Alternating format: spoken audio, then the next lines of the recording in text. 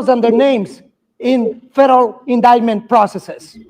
So I tell you, I am thankful for this body for not engaging in council wars, because that is not what the city needs today. We are.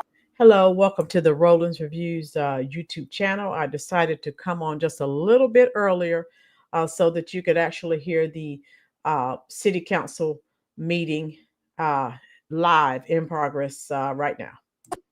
That are vocal, and I know that there are a vocal minority here trying to sabotage the city. I am thankful for those of us who are thinking for the best interest of the city of Chicago. No less than that.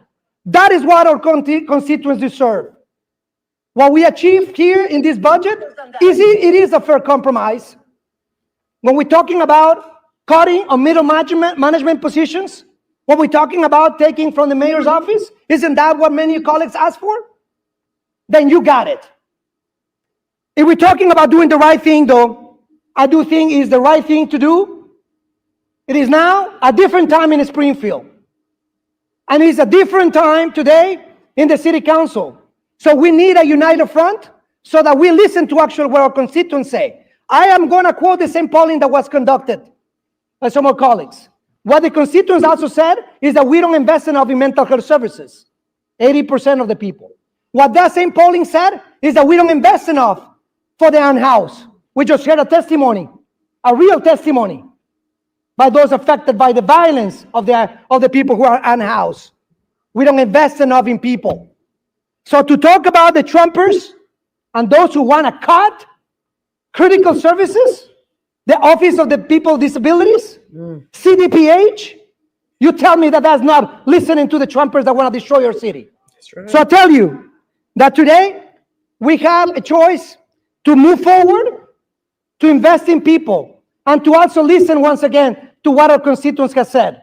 Almost 80% of our constituents on November 5th asked us, almost 80%, to go to Springfield and to encourage the state of Illinois to tax the rich. A surcharge on the millionaires making more than $1 million a year for property tax relief. That is what our city needs. And I tell you, the Illinois Department of Revenue projects that I will bring to our city and the state $4.5 billion. That is the structural changes. That's what we need to do. A united front at the local level to protect our city. I am thankful today for those of us and every single council member who is standing for the protection of the human rights, the rights of every single constituent, and the sake of our city. That's what's at stake, and that's what I'm in support of this budget. Thank you, Mr. President. Thank you. The chair recognizes Alderman Hopkins. Alderman Hopkins. Right. Thank you. Thank you, Mr. President. I rise in opposition, and I intend to vote no, and I just want to state my reasons why. Yes. First of all, I do acknowledge democracy has been a factor in this. You yourself acknowledge that, Mr. President. You responded to our feedback about the property tax increase, and we stand with a budget where the property tax increase has been zeroed out. But my goal has been to defeat the property tax increase. And ladies and gentlemen, I suggest to you, we did not defeat it. We simply delayed it. The popular analogy is we kicked the can down the road. That analogy doesn't quite work because cans don't grow larger when you kick them. No. And believe me, this one will. We will be right back here at this time next year, dealing with the same set of circumstances that created this structural deficit, and it will be even larger. It will be even more formidable. We did not do the work we need to do. We started to do that work. And I want to point out something positive. I appreciate the initiative for the operational efficiencies and the expenditure efficiencies. And I just want to point out two things. With the operational efficiency, where we're gaining $8.6 million in spending reductions by going through the budget and looking for vendors that are either overcharging us, contracts that should be renegotiated. $8.6 million is a paltry sum for such an exercise. And I'm going to give you one example that apparently was overlooked. We are 3 years delayed on a project at the OEMC 911 Center to replace the CAD, the Computer Assisted Dispatch System. The vendor, Central Square, who we hired to do this, is 3 years behind in its final deliverable. And there's a fine of $10,000 a day for every day beyond the deadline. And they are 3 years beyond the deadline. That's $10.9 million. That's bigger than the total amount that this contract efficiency exercise has found as a part of next year's budget. We're only beginning to scratch the surface. On the payroll reductions, reducing the headcount by 10 people in your office, Mr. President, 26 across the rest of the enterprise, that is 0.09% of our headcount, ladies and gentlemen. I think we can do better. And by the way, out of the 26 positions that we're eliminating, 10 of them are in the police department. 8 of those 10 are responsible for compliance with the consent decree. Does anyone really think that's a good idea? I certainly don't. I think it's a good idea to go through the budget line by line and look for efficiencies, look for reductions in headcount, look for savings we can find in contracts. This is not that. And unless we do it, we're going to be right back here next year with the structural deficit that there's no way out of except a property tax increase. And we're going to have this same exercise and this same argument all over again. It's unavoidable, and we have to do it. The time to do it is now, not next year. I don't look forward to this budget debate next year. As bad as this was, ladies and gentlemen, it's probably going to be worse next year. And I regret that. I have to vote no. Thank you. The chair recognizes Alderwoman Lee. Thank you, Mr. President. I was hoping to vote yes on this budget today. And as the vice chair of the Budget Committee, I've worked really hard over the recent weeks to be a part of the solution, to bring people together, to be reasonable and flexible and accommodating to a diversity of concerns. So I'm deeply disappointed today to say that I cannot vote to support this deeply flawed budget proposal.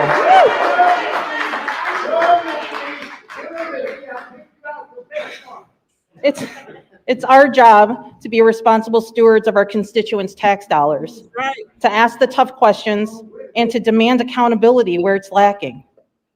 The services we rely on and the hardworking people who provide them aren't free. The taxes we pay ensure we can have clean streets, police, firefighters, librarians, public health nurses, and mental health workers, and more. We're all adults here, and we understand all of that. So while I express concerns about raising property taxes without ensuring city spending was efficient and as transparent as possible, I'm just as concerned about this new plan. We've all felt the pressure to oppose a property tax increase this year, and if we're being honest, every year. But simply dropping the property tax increase without other meaningful structural measures to raise revenue and address this deficit is irresponsible. We can't afford to keep kicking the can down the road, and I fear that this is what we're doing here. All expert accounts indicate that this budget's over-reliance on one-time remedies rather than structural solutions are going to lead us to multiple credit rating agency downgrades, leading to higher costs of borrowing and a worse financial position for all of us in the out years. Respectfully, while I know everyone is exhausted and has worked hard, there's much more work to be done to improve this process on the part of your office, sir. And because of this disorganized process, I fear that we're now set up for an even worse set of choices next year, for an even worse budget season. Mayor, I hope that you and your team will conduct a thorough postmortem on this process, starting right away. Please don't wait until August to start thinking this over. Our shared constituents can't afford this level of chaos again. Nope. I stand ready to participate in that honest review process and to help be a part of a responsible and fair solution next year. Today, for all the reasons I've mentioned and more, I am a no vote. Thank you. Thank you. The chair recognizes Alderwoman Haddon. Thank you, Mr. President. I want to start off I wish I could say that I can't believe we're here today. I can't believe this happened. I can't believe this process has been so difficult. But I can believe it because myself and many others have predicted it since before October 30th. Today we're being asked to vote on the fourth budget proposal for 2025. This latest proposal eliminates the property tax increase by making some reductions in middle management positions across departments, but also by employing more one-time non-structural solutions than the last proposal. City budgets are the product of imperfect processes and tough choices. And I've never seen a budget proposal that I would call great or that I was excited to support in my time in this body. This one's no different. So while this proposal may have landed at a result that on its face appears to respond to what constituents have asked for, I agree with Alderman Hopkins. It's really just delaying harder choices for a few months, not even a year, just for a few months. He said we didn't defeat the property tax. I'll be clear. I wasn't trying to defeat the property tax. Government's not immune to inflation, and the cost of everything is going up. We need more revenue, and yes, we need to go to Springfield. I've been in this body for 5 years, and everybody's talking about going to Springfield. And we can look at those creative problem-solving pieces and think outside the box. But we also have to solve our problems for today by working within the means of the tools that we have available.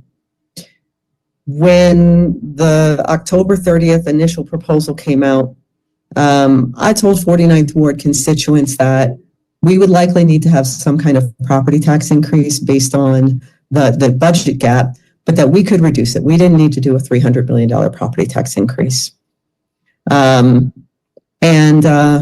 Last week I voted in the budget committee on the last proposal, which had it down to 68.5. This wasn't a fantastic proposal either, but it was grounded in some sound financials and compromises, right? We closed our budget gap. It right-sized the property tax, increasing it to barely more than CPI. It also included continued investments in what Chicagoans, and I know my constituents, consistently tell us that they want. Mental health supports, housing and homelessness support, public safety and infrastructure investments. I was prepared to vote in support of that proposal on Friday as well, but the administration didn't have the votes, so here we are. Mr. Mayor, we have heard a lot about your progressive values throughout this process, and I don't doubt them. But how we do things is just as important as what we do. And the way you've led this process has left the city council fractured, Chicagoans less trusting in government, and it's left our city in an extremely vulnerable position as we enter the next year with the promise of attacks from a new presidential administration. We are not prepared, and the fault lies squarely with you and your administration. That's right. You delayed this process against many voices telling you that it was a bad idea and leaving us less time to come together. Constantly changing budget hearing schedule made it hard to keep pace with the work in our wards and meant less time to meaningfully engage our constituents in the transparent and accountable processes around the budget that many of us do. And when some of us expressed strong concerns about the direction of the strategy that your team was taking, time and again we were ignored, rebuffed. So we may pass a budget today, but this delayed process has already caused strife and threats to city services as contracts for delegate agencies whom we rely upon for the delivery of our vital services are delayed. They don't get contracts until we appropriate the funds, people. And normally we pass a budget before Thanksgiving. And it still takes them weeks to get contracts together and out to people. So we're going to feel the pain of this in the first quarter of 2025. And that's not the pain of what the budget is, but the delay. And like this delay in process just shows an utter disregard for people's time. A disrespect for people's time. This budget may have some progressive outcomes, but the process to get here was anything but progressive. That's right. The majority of our council's progressive caucus, which I co-chair with Alder Vasquez, will be voting in support of this budget. And let me be clear that without our support, we would have had to recess again today. Our caucus's 19 members represent people from every corner of Chicago and all their diverse experiences and perspectives. And we see many of our priorities reflected in this budget. No layoffs, investments in housing and homelessness, mental health and public safety. We also have we're going to have a better organized, more transparent process next year because of demands that members in our caucus and others made. Suave, thank you so much for the super chat, love. I just sent you some hearts in the chat section. Yeah, I'm going to let it continue to play. But they are telling him what he needs to hear, but he's just tone deaf. Services will be delivered and that we have continuity of government. To my colleagues who are voting against this budget, thank you to many of you for engaging in good faith and working to make this proposal better. Much of your feedback is reflected here as well. And to my colleagues who submitted a letter suggesting that we slash and burn the budget, but never offered any actual amendments, best of luck on your crusade. Thank you, Mr. Chair.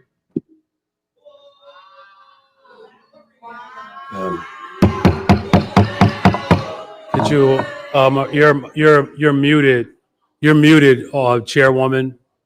Alderwoman, oh, she's finished? Oh, okay. I'm seeing the screen move. Okay, very well. Thank you. The chair recognizes Alder Vasquez.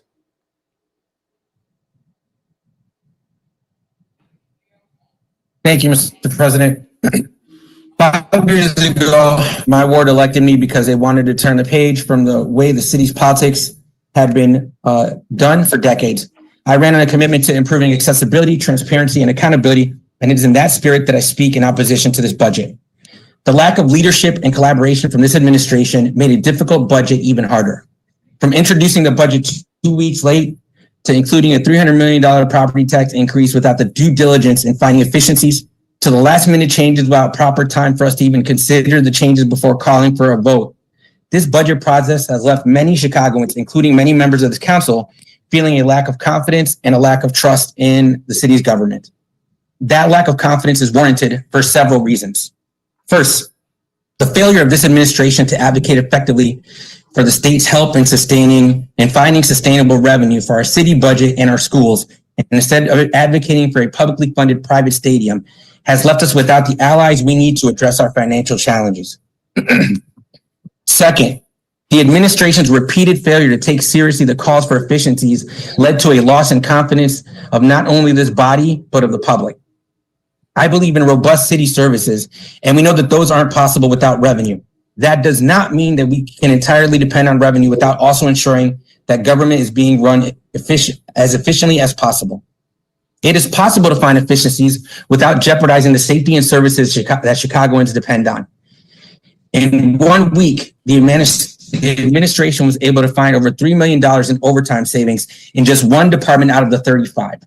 We should be doing the same in all departments and requiring independent audits going forward, starting with the departments that cost taxpayers the most. Lastly, and most importantly, the administration's prioritization of short-term fixes over long-term financial sustainability will put us in an even worse position in years to come. Chicago has a history of making financial decisions in the interest of short-term political expediency that lead to disastrous long-term consequences, and this budget represents more of the same. Yep. By choosing to skip a payment to retire a $40 million debt for a one-time gap closure for a short-term fix, this administration is saddling the city with even more debt that will make future budgets worse. Chicago's structural revenue percentage will go down from 78% to 69%, which will likely lead to a credit downgrade that will cost future taxpayers billions of dollars. While these expedient choices and one-time fixes help avert this year's property tax, they do not represent responsible financial management. The majority of this body voted to allow annual property tax increases tied to the CPI under the Lightfoot administration, and multiple independent agencies have confirmed that this policy represents good governance. The city's own analysis shows that if Chicago had increased property taxes by the CPI since 1977, that by 2023, it would have ended up with the same property tax levy that was implemented by Mayor Emanuel, but without the need to sell off city assets, generate short-term revenue to plug budget holes, borrow irresponsibly, or underfund pensions and massively drive up pension-related debts. In other words, had we implemented this practice from the beginning, Chicagoans would be investing the same in city services as they are now, but with much greater return on investment. The kind of thinking that led us to this budget here only reaffirms that it is a priority that we fundamentally change our budget process. I do want to give credit to members of the Johnson administration, specifically Budget Director Annette Guzman and City Comptroller Chase Rainwinkle, who engaged in good faith negotiations that led to the responsible budget reforms that I and others were able to get included in this budget. These responsible budget reforms can help us be more deliberative as a body, can provide the accountability and transparency necessary to provide better results and more well-informed decision-making that can lead to better outcomes for all Chicagoans. I call on my colleagues to join me in committing to year-round oversight that will lead us to better, more responsible budgets in the future. I asked Mayor Johnson and his leadership team to learn from this, to learn that the bad decisions, the lack of collaboration, the inability to listen to those who disagree or those who aren't viewed as being on the team, the disingenuous talking points that are disconnected from reality, the expedient decisions that will cost us and future generations, all of that needs to end. We cannot continue down this path that undermines the progressive movement, that undermines the ability to govern responsibly, and that further erodes the public's confidence in government. Chicagoans don't have any more patience for excuses, for hollow, evasive answers, and for obliviousness from their mayor. Chicagoans deserve serious, responsible, and focused leadership to address the challenges ahead. This budget will pass because the city council understood that a government shutdown isn't an option, but we shouldn't consider this budget passing as a win. Future budgets will now be worse because of this administration's failure to engage, to listen, and for the mayor's failure to truly be the collaborator in chief. I am grateful for the group of responsible alders, good government organizations like the Civic Federation, BGA, the CTBA, and our labor allies like Adrian Alexander from AFSCME for doing everything possible to try and make this budget better. I'm grateful for your partnership. I also want to thank every neighbor who reached out to ask us to do better. While this budget does not, in my opinion, deliver on that promise, I am determined to do everything I can to keep working toward that goal. We must work together to do the hard and necessary work of creating a more sustainable, responsible budget in years to come. Chicagoans deserve no less. Thank you, Mr. President. Thank you. Are there any other alders that wish to speak to these? Chair recognizes Alderman Lopez. That's a I don't know. Good afternoon, Mr. President, Good members of the afternoon. City Council. I rise today to pose a question. And it's a question based on a book that I bought a few years ago, a little light reading, a book that says, "What If?" It's a remarkable collection of essays from historians that talk about the possibilities of what could have been during some of mankind's most notable moments throughout our history. What if Alexander the Great hadn't died at such a young age? What if Genghis Khan had conquered Europe? Or if the British colonies had lost their bid for independence? What if the Civil War had ended differently? Or what if Winston Churchill was never elected or selected to become British Prime Minister? What if Pope Pius XII had actually spoken out about Nazism and the Holocaust? It's easy to look back centuries and say what if and have the luxury of time to come up with the conjecture to have a discussion. But today, I have my own set of what ifs. What if, when our first letter went out, since someone likes talking about bullet points, what if the first letter that we shared with our colleagues that was titled "The Spirit of Collaboration" had actually been answered when we discussed the fact that 78% of Chicagoans were likely to vote against their alderman if they supported any property tax? What if we actually sat together from the start of this process to discuss things in a manner that was befitting of what all of our wards wanted? What if, just a few days later, Mr. President, your administration would have listened and acknowledged the fact that many of us had called for the right sizing of government? And yes, we did break it down very easily in no uncertain terms.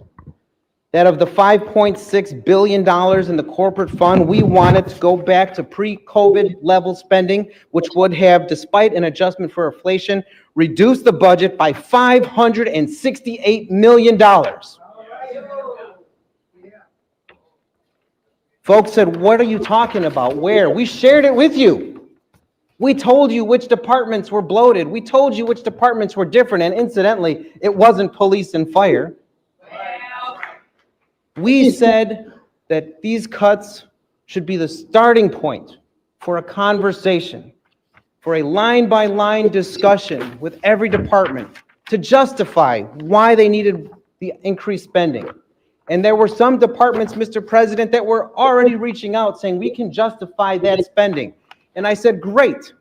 I look forward to having you called back before the committee so we could have this discussion. Sadly, that was a discussion that never happened. Again, we continued despite this council's rejection of a $300 million property tax with a budget that had, in effect, no revenue attached to it. We continued with our process rather than getting back to the line-by-line discussions that we wanted to have. And then, just a few short days ago, this meeting was abruptly called to an end because nobody in this room wanted to vote for that budget.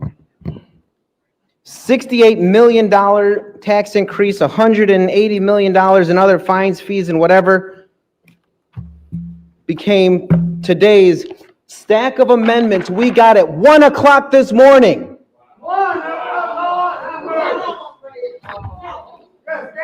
The PowerPoint was great yesterday, but finally we see in writing. And what are we learning today in writing? Why yeses, why no's are becoming yeses? Because things like the sidewalk shoveling program, which was taken out, are now back in. It took us all of 15 minutes on Tuesday of last week to try and go through the amendments last time, but we're not going to have that chance today because this isn't a committee meeting. This is city council, which means when a budget amendment eventually is made, it's going to be just an up or down. It's not a discussion. It's not a debate. We're not going to hear from the CFO, the budget director, anybody, or the comptroller. It's going to be, trust us. Trust us that what we said is legitimate. But my what ifs aren't done, Mr. President, because 15 of us,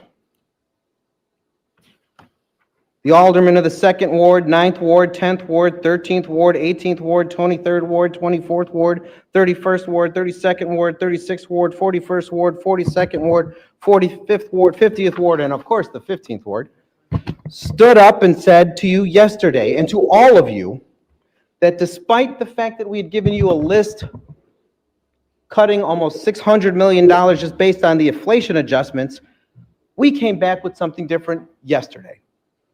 We came back with $824 million in cuts based on what is right in front of us today. Cuts that are more than just bullet points. Cuts that, as we have heard about some of the police spending and the non-existent office spending, but we also talked about cuts to departments that don't even have the efficiencies that were promised to taxpayers years ago, like the Office of the Public Safety Administration, which, if we allowed police, fire, and OEMC to do their thing, would save $61.3 million.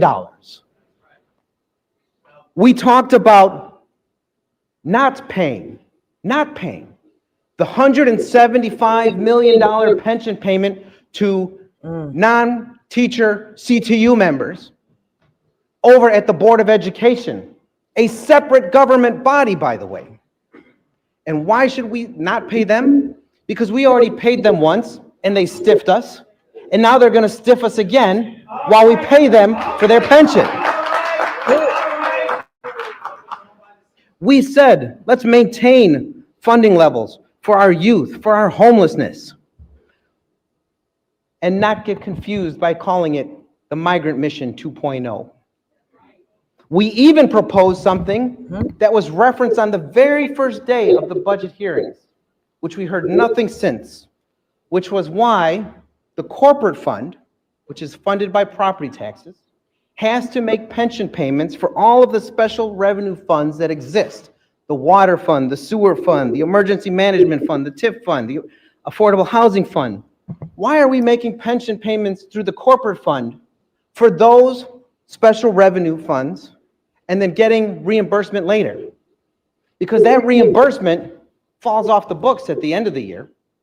And those total pension payments equaled $230 million. $230 million that property taxpayers have to pay on the front end just so we can get reimbursed and shunt off to some secret fund later in unassigned surpluses. Now, I know that my colleagues have said, well, show me the specifics. Mr. President, we are the legislative branch. We do not have 70 people at our beck and call to run the numbers. And even when we shared the numbers, no one wanted to answer those numbers. We could have had, and still can, by the way, have an in-depth, robust, and to use the word collaborative discussion on this because we are still 15 days away from the deadline. What if we had started at zero 47 days ago? What if we had taken this effort to cut every single day? In 24 hours' time, your administration saved $2.8 million simply by cutting 26 jobs out of the budget. This is what we got again at 1 o'clock this morning. Now, if we were to do that every single day for 47 days, imagine the amount of money we could save from this budget. Because when we say cut the fat, cut the middle management, one singular assistant commissioner from 3 different departments is not enough. It is not enough to say that. What we have seen, Mr. President, as of late, is an effort to rewrite history. Because there are some folks who I don't necessarily agree with, who did stand up from the beginning and say no taxes, and I applaud them for standing up for that. But there are many other individuals who say, this is what we wanted from the beginning, no property tax. This is the right sizing we wanted from the beginning. And that is not true. Because every iteration of this budget, and there have been 4 of them, had a property tax or fees or whatever, and every single one of them had the go-along gang cheering for its passage. We are the ones who stood up. We are the ones who have been driving this conversation, and we can still do better. We don't need to rely on recalibrating, reconfiguring, and reforecasting just to get to equal on both sides. We've also seen, Mr. President, as we talk about the future, and I know your legacy is top of mind. Next year's budget discussions are only 8 months away. We have heard from our creditors on multiple occasions that we are going to get downgraded if we do not address our pension payments, if we don't pay our debt, if we only rely on one-term fixes. And somehow we managed to accomplish all 3 in this budget. We know what is going to happen. Because despite all those things that are done, that we've done up to this point, the instability factor remains here as well. The lack of trust and faith is evident by so many, even among those who call themselves your most ardent supporters. We have to do better. And allow me to end with this, Mr. President, because I don't need to think back to history. I don't need to play back to the future. I remember when I first was elected in 2015, and I remember what the $550 million property tax was, and I did not like that. It pained me to do that. But do you know why we had to do that? For those of you who like pointing the fingers at those of us that had to make that choice, we did that because everyone before us had kicked the can to avoid raising taxes, to avoid cuts, to avoid right-sizing government, to avoid living within our means. We kept taking out more and more credit, borrowing, bonding, whatever they had to do back then to avoid any kind of fiscal accountability. In 2015, that check came due. Yep. It had to be paid. And if you think that dodging or cutting 27 jobs is going to be enough to avoid that conversation in 8 months when we are facing a $1.1 billion deficit already and $1.3 billion in the year after that? You are sadly mistaken. The answer today should be no, because the question is what if, but what will be when this goes through and we fail our constituents again. Thank you, Mr. President. Thank you. The chair recognizes Alder Fuentes. Thank you, Mr. President. We all are elected by our constituents to represent them and their needs. So I want to tell you a little bit about mine. I represent the 26th Ward, Humboldt Park, Logan Square, Westtown, and Hermosa and Belmont Cragen, where constituents have seen assessments displace them and where for sale signs have gone up rapidly. Where $1 more is the difference between someone deciding to stay in my ward and them leaving. When I came here on Friday, I wasn't a yes vote. I just wasn't, no matter how much I want it to be. Because there are constituents that walk into my office every single day, terrified. If they get to stay in the neighborhood they've been calling home their entire life, because they are continuously priced out. I also have constituents, young people, 16, 17, 18 years old, who live in households with single-family parents who have to be financial contributors to their household, so they need youth employment.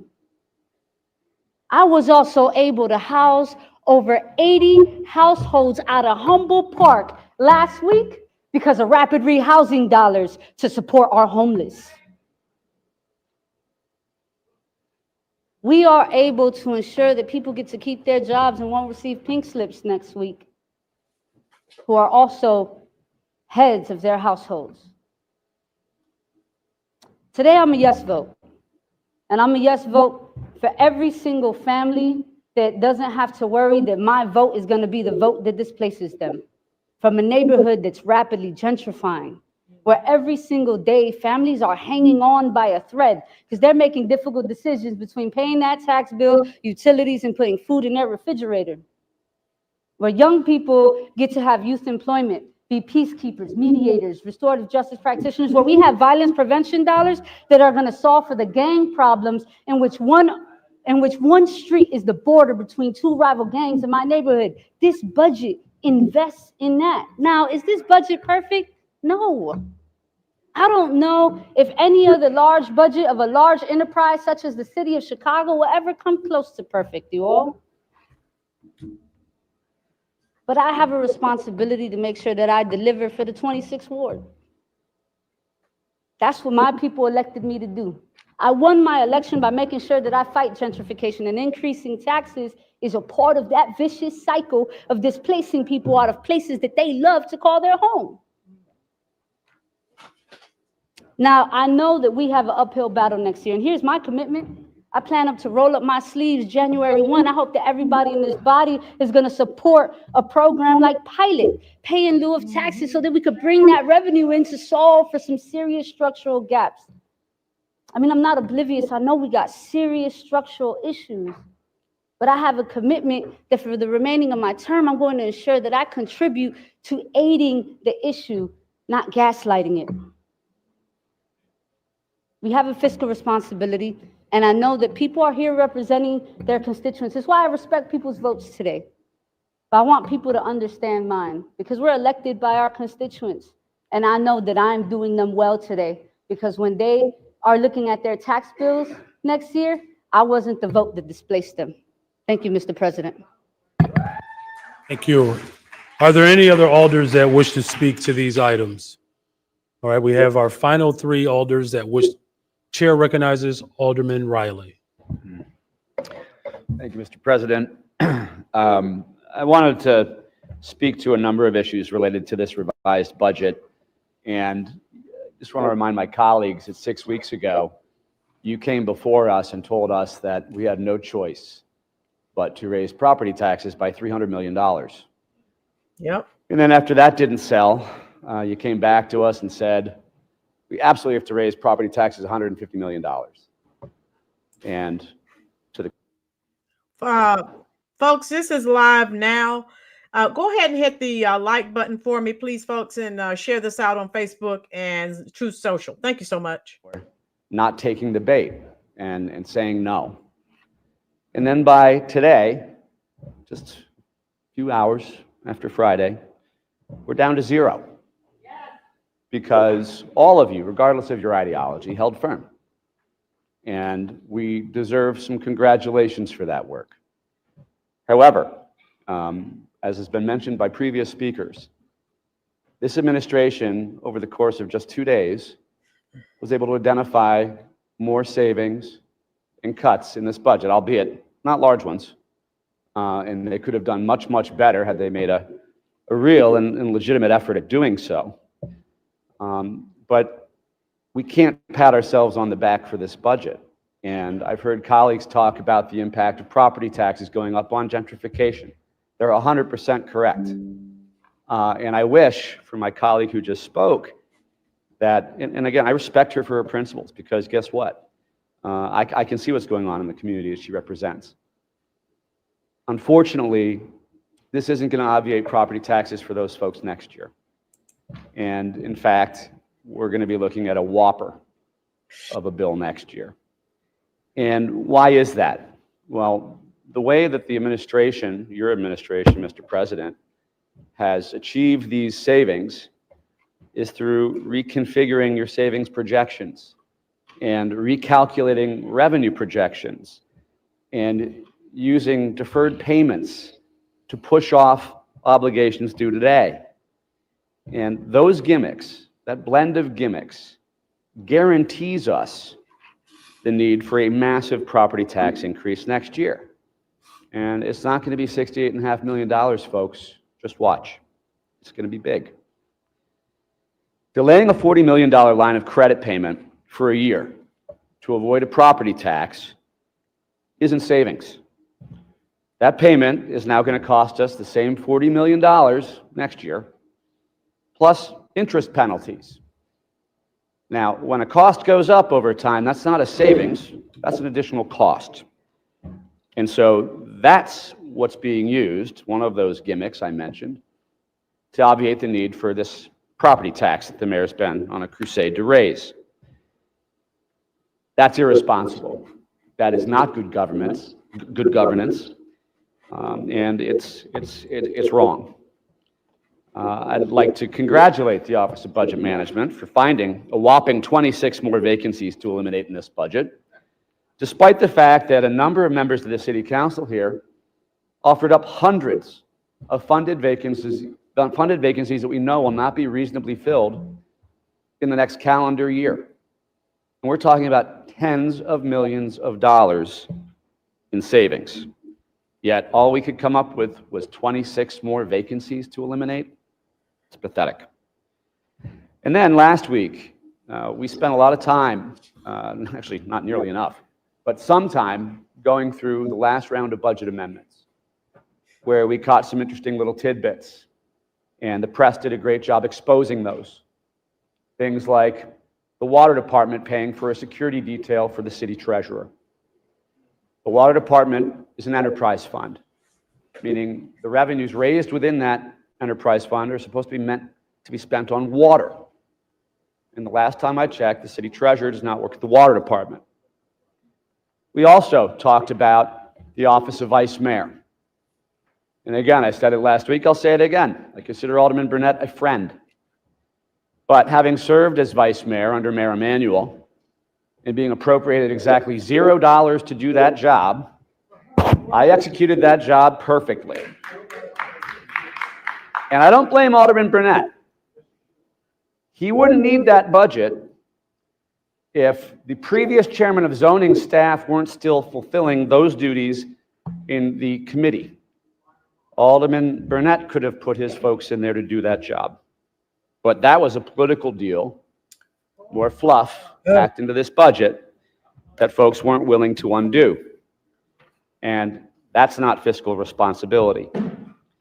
I want to applaud our colleague, Alderman Vasquez, Mr. President, for working very hard to make some, I think, very reasonable changes to improve transparency, and collaboration, that's a word you've been throwing around a lot, on city budgets.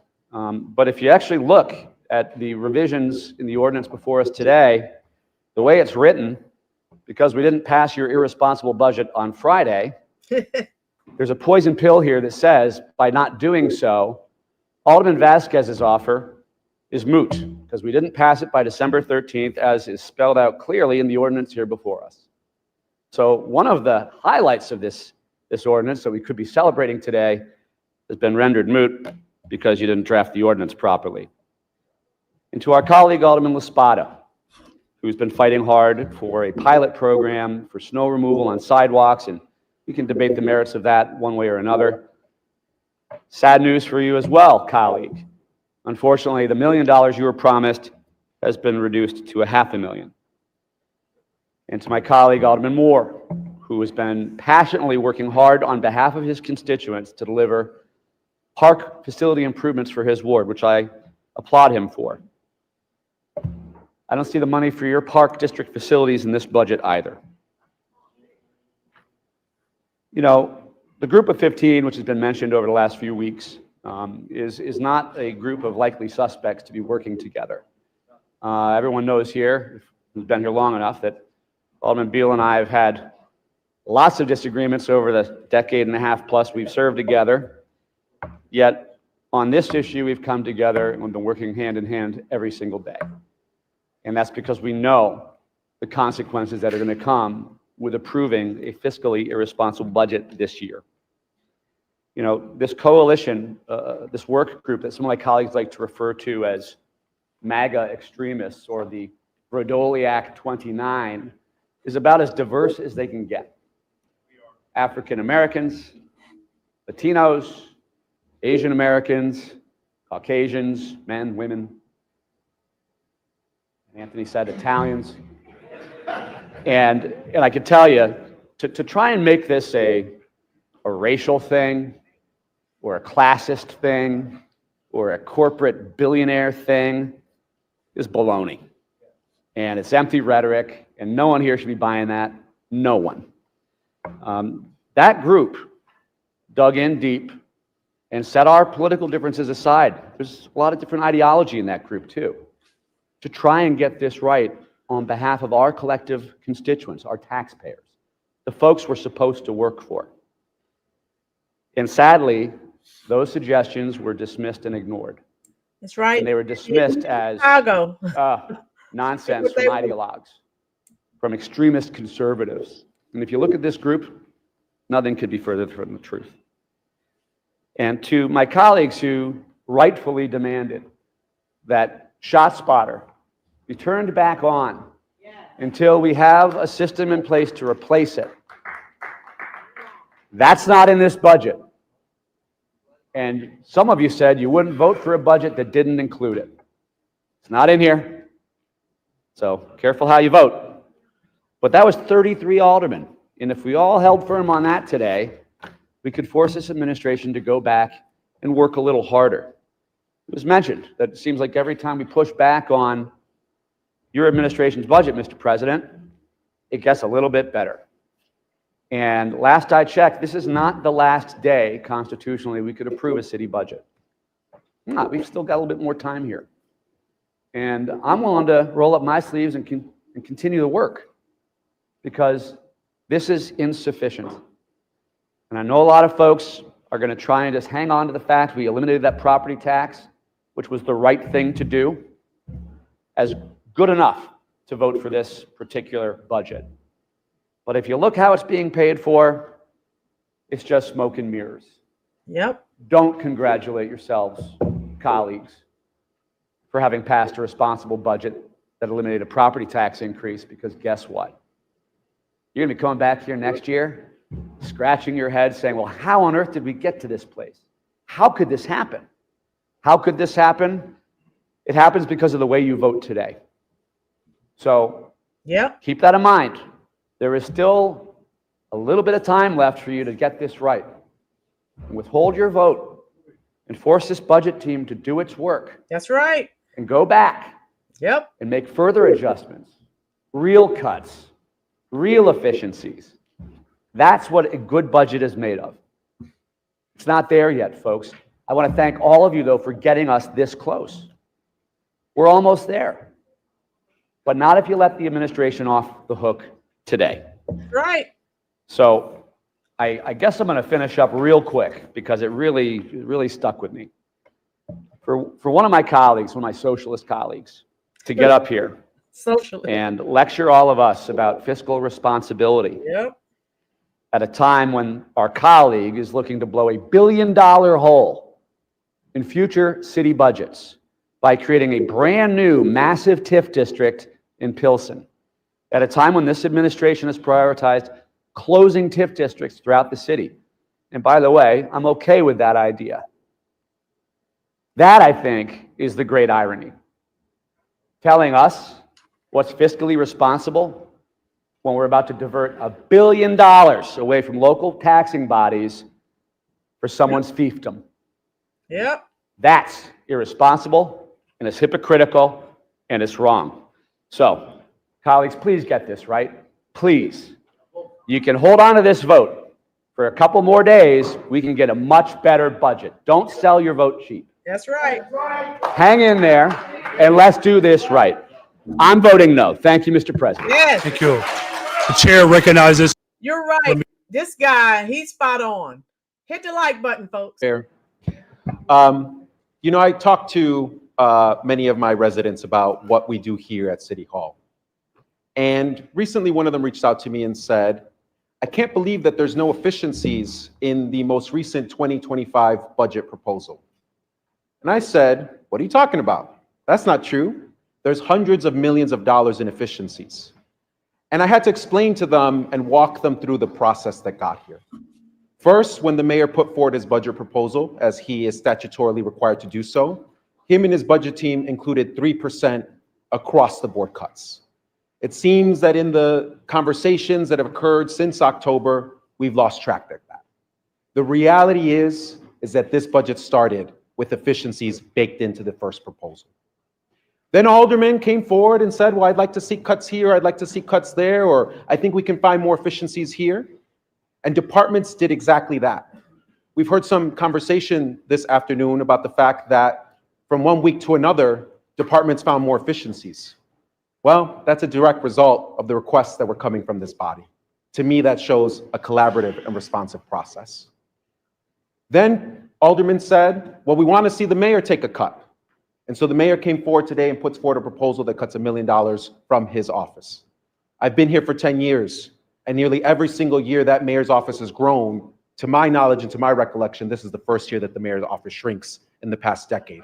And that's a direct result of advocacy from this council. So when you look at the facts, when you look at the timeline, you see a budget that has changed and morphed over time to be responsive to the requests that are coming from this council, to be responsive to the requests that we are making because we are seeking to best represent our constituents. And so the truth is that this budget contains over $450 million in efficiencies and savings. The truth is that this budget is fiscally responsible, and it is putting a down payment down on our future because it continues to make a $272 million pension advance, which is what many of my colleagues have called for. I, like others, felt like we could reduce that pension advance in order to get us to a zero property tax increase. However, this budget is responsive to the requests and the input that is coming from members of the City Council. We are paying down and saving billions of dollars in the future thanks to that pension advance and thanks to the hard work of labor to continue to get us to make progress on the issue of paying down our pensions, which are our promise. So what does this budget do? Voting yes today delivers a zero property tax increase to our residents, which they have asked us to do.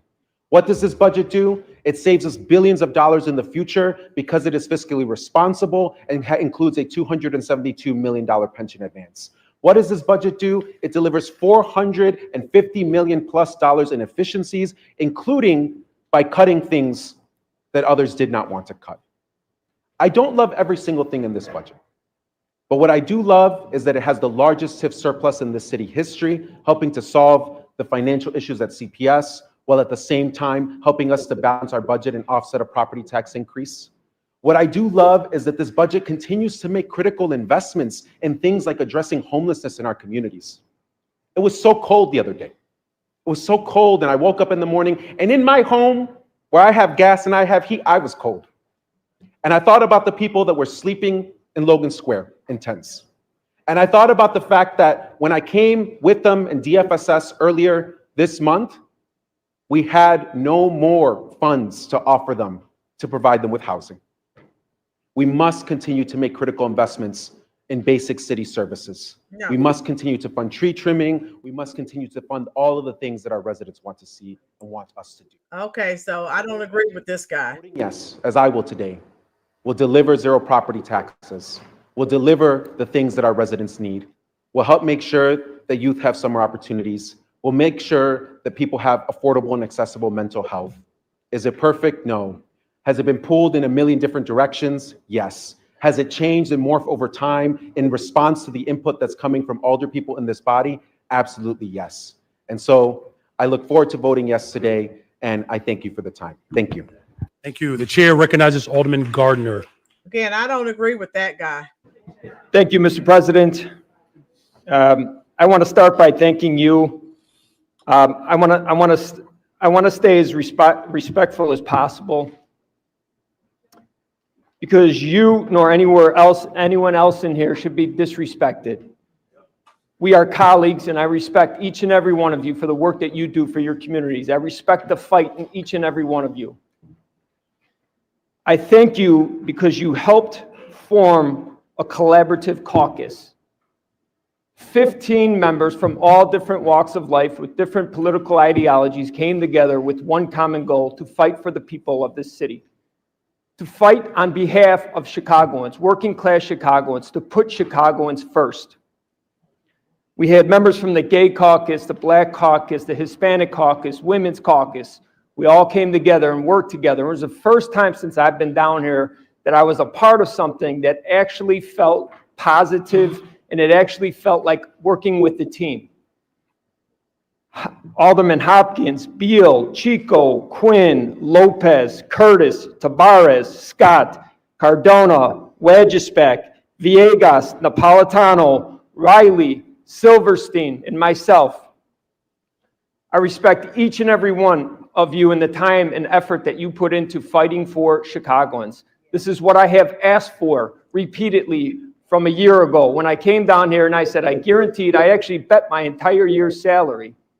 And I said, I guarantee we'll be back down here in November because of the money that we are spending on migrants as opposed to Chicagoans, and we're going to ask for a property tax increase.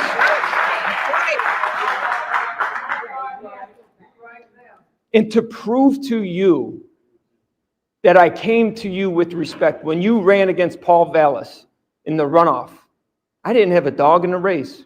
I had my own runoff to worry about, which I won. And you won. You won, fair and square. And when I first met you, I shook your hand and I said, congratulations.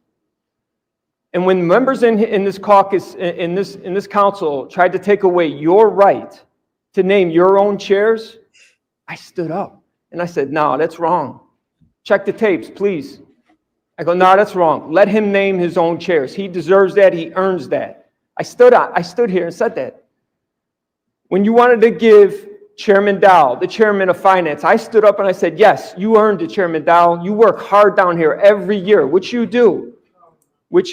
Much respect to you and the work that you do. When we brought in the ceasefire resolution down here, which arguably should never have even been brought in here, and you needed that vote. You needed that vote to be a tie in order for you to make the tie-breaking vote. I never came to you and I said, hey man, I need this for my community. I know you need me right now, but I need this. No, I voted on behalf of what I thought was right, on behalf of my community. And I voted for that ceasefire resolution to prove to you that I came here with goodwill, with my hand out to you, to say, hey man, I'm willing to work with you. Any of the appointments that you have, I always say, if they're from Chicago, man, I'm with it, man. And I always say, great job, Mr. Mayor. But like Alderman Quinn, who I can hear it in his voice, he feels disrespected. His community feels disrespected. When I hear Miss Jackson, when I hear Zoe come down here and talk, even though we look different, we may talk different, we may act different, we feel the same pain. And that's what we have in common. And that's what you're starting to see around here. Black people, brown people, white people, gay people, men, women, coming together because they don't like the way that you are treating people. I can't even get a meeting with you. I represent 55,000 people in the 45th Ward. I can't even get a meeting with you. Facts.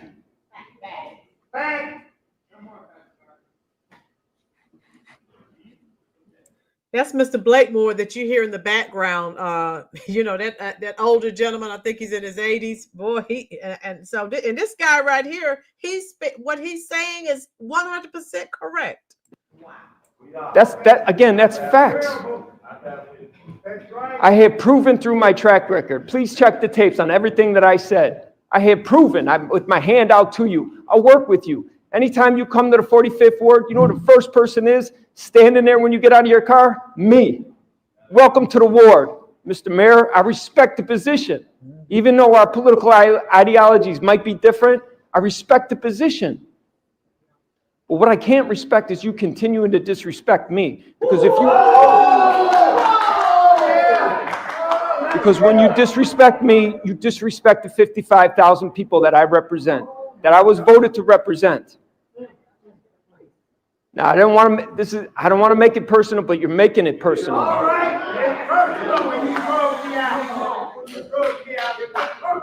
You continue to hold my head under the water.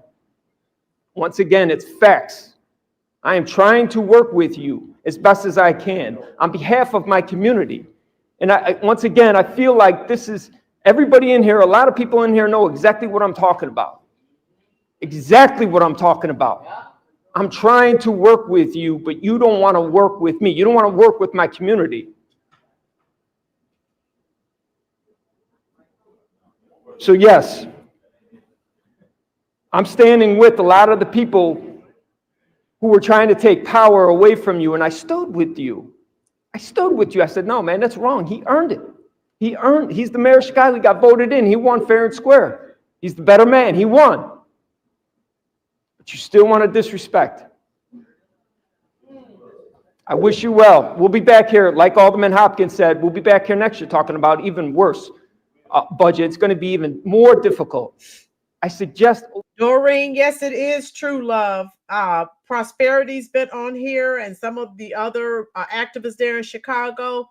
And, you know, I told you, I talk to her often, and they'll shut meetings down early. They'll move meetings, all kinds of you know, shenanigans to keep. Yeah, this guy's telling the truth. I like him. Are there any other alders that wish to speak to these items? Any other alders that wish to speak to this item? Chair recognizes Alderwoman Mitz.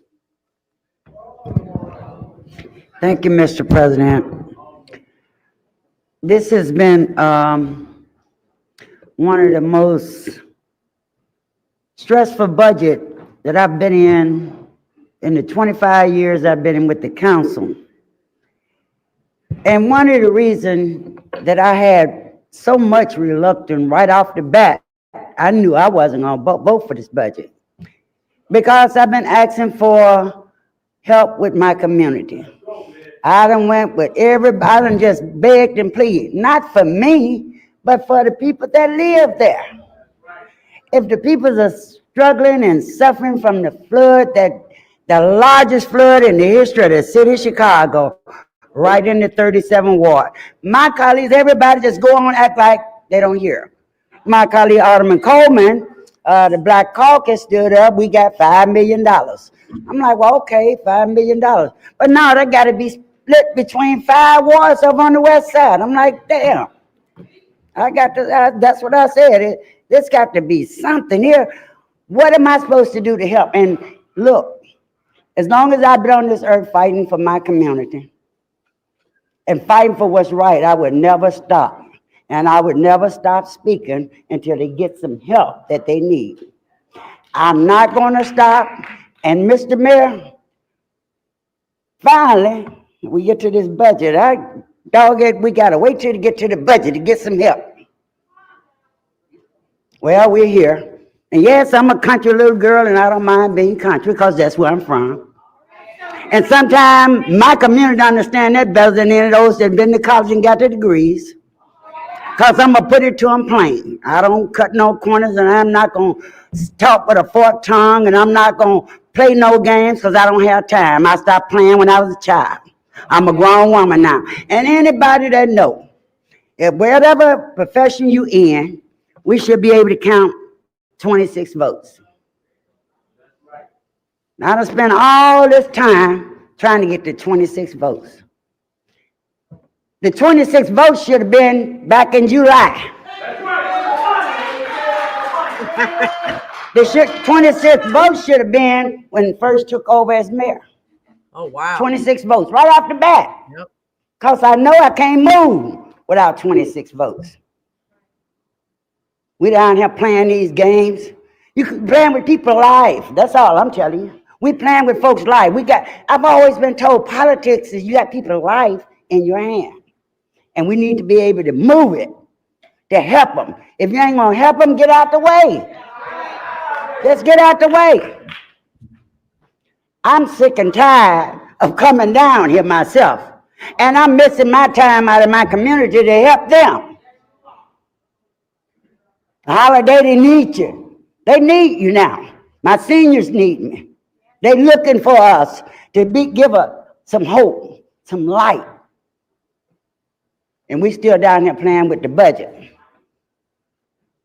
I'm trying to figure out yet how I came from 300 million down to nothing. I'm trying to figure that out right now. You kind of leave me, and I'm not scared to say it, because guess what? Everybody else is saying. We don't trust this administration. Well, let me say about that.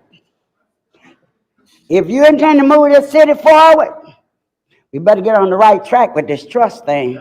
Because if everybody start distrusting you, we got a problem. If I can't trust my colleagues, I got a problem. That's right. The separation, I got a problem. If you think you're going to have another alderman tell me, and I was elected in my ward as an alderman, what to do, you're wrong. Wrong. I get up every morning with my mind made up what I'm going to do and how I'm going to go out and help somebody. Now, we can talk together, because they was elected in their ward like I was elected. But that do not make no one have no power over me. If my mother and daddy don't have it, and they bless their heart, they resting. They gave me enough wisdom while I was here to be able to conduct myself, respect people, work with folks. I don't have to like you to work with you. Nope. We need to stop playing games down here. All these, some of them don't know nothing, can't nobody tell you nothing. Run around here like you got all the answers. You don't have all the answers. People's out here looking at us. Now, my community told me, don't vote for a property tax, and I stood fast and not vote for them. But the mayor, you done changed that. Taxes off the table. They've been texting me, saying, yay, they glad, so that we can help uplift the city. We think we got time. I think things can change. But you got to roll up your sleeve and want to change. Y'all need to change your heart. When you go through the holiday, let the light shine down on you and know that Jesus Christ was born. That's what you need to know. A little baby in a manger. And that's what we are, babies in a manger. Get some sense. Stop putting your elbows up like you got something. A lot of us talking about taxes, raising people's property taxes. You know what I said? Man, before I became an alderman, I remember I was having that same problem. I'd be damned if I'm going out and vote a higher taxes when I know I had the problem. They don't have the money. Oh, but you know, Mr. Mayor, you didn't have the money either, right? Because you didn't have the water bill paid either when you became mayor. So we can't be putting no prices on our community like that. Shots But I'm fired. grateful today, and I am voting for it. I'm voting for the budget because I want us to get it right. Whether they like it or not, I am doing what my community Hold on a want me to second. do. Now they must have paid her off this weekend. Represent them. Alderwoman, just a second, please. I would respectfully ask that the members You hear that? So she did all that talk, and now she's voting for the budget. to stop being disruptive, please. Sergeant at Arms, please help us restore order. Look. Thank you. Just a second, Alderwoman. I Okay. want to make sure that you can hear.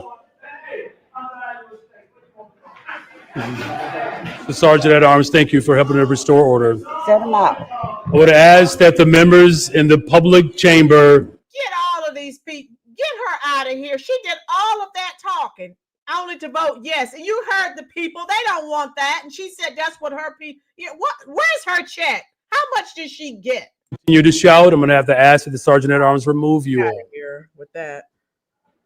Yes, Donna sold out. Alderwoman, See, Pitts, please Mr. Mayor, continue. can I keep going? I don't like to be held up because they ain't representing nobody out there. There's nobody elect them out there to do I nothing. want to make sure that you can And be I heard. ain't worried about them. I've been elected 25 years, and I'm still here. And that's the problem. 25 years. It's time for you to go to Shady Pines. This lady's bought and sold, just like the rest. Send a message to me. Made sure that I tell you, don't tell all of them don't raise my taxes. Now I got to worry about my community, folks. Your neighbor, Mr. Mayor, I met him in Walmart store. He told me to tell that mayor to make sure he don't raise the taxes. I said, I'm trying my best. Your neighbor, I wouldn't get his name because I don't want you to have to go back and mess with your neighbor. But I'm sure right now he's glad about you not raising them taxes. And we need to put. I don't know about you. I was enjoying her until she was bought. She was paid off. Hit that like button, folks. And this is part of the problem that we've been discussing on this channel. We know how much did she get? Oh, this is a disgrace. Try, you're going to fail every time. You're going to keep having this divisiveness going on in this council. So I want to thank you for it, and I'll be voting on the budget. Thank you. Thank you. The chair recognizes Alderman Villegas. Alderman Villegas. Thank you, Mr. Chairman. I want to thank the fifth. Yes, I'm turning the volume down. All of that. This is what we've been saying. Mitch McConnell, all these people that have been in office since the beginning of time, Mad Max, Auntie Maxine, all of these people need to go. She did all of that only to vote yes. So I would love to know how much what she was offered. She was bought off, folks. Hit that like button for me, folks. This is a disgrace. I've spoken with tech firms to figure out how to deliver services.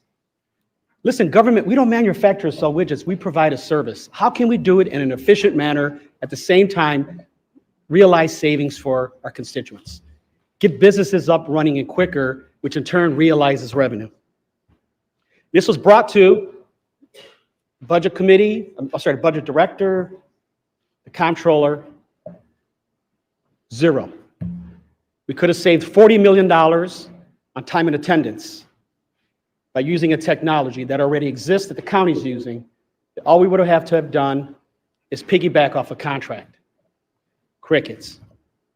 We could have took a look at engaging some of our IT companies that have told me that they can save, and willing to put it in writing, they could save us anywhere between $50 to $75 million by taking a look at duplicative licenses. Talked to another company that talked about requiring CPD to go to the cloud for their body cameras instead of having servers. Again, cost savings. Kicking the can down the road and not finding structural revenue or efficiencies is a problem. The deficit that we're going to be facing in 26 and 27 are going to be anywhere between 900 to 1.2 billion. Now, while we're in Springfield,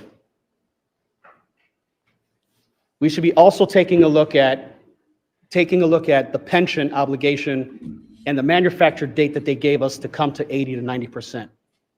Extending it a little bit, but also codifying that we'll make the actual payments. That's what's choking this budget, is this pension obligations. And we're going to make sure that the pensioners get paid. We're going to make sure the pensioners get paid. They invested in those pensions. They deserve to get the payout. It's not their fault that previous administrations took pension holidays and did all these other things, but we're here. But while we're down in Springfield also, this is the perfect time to talk about a city charter. Because what we're seeing here is just really a race to 26.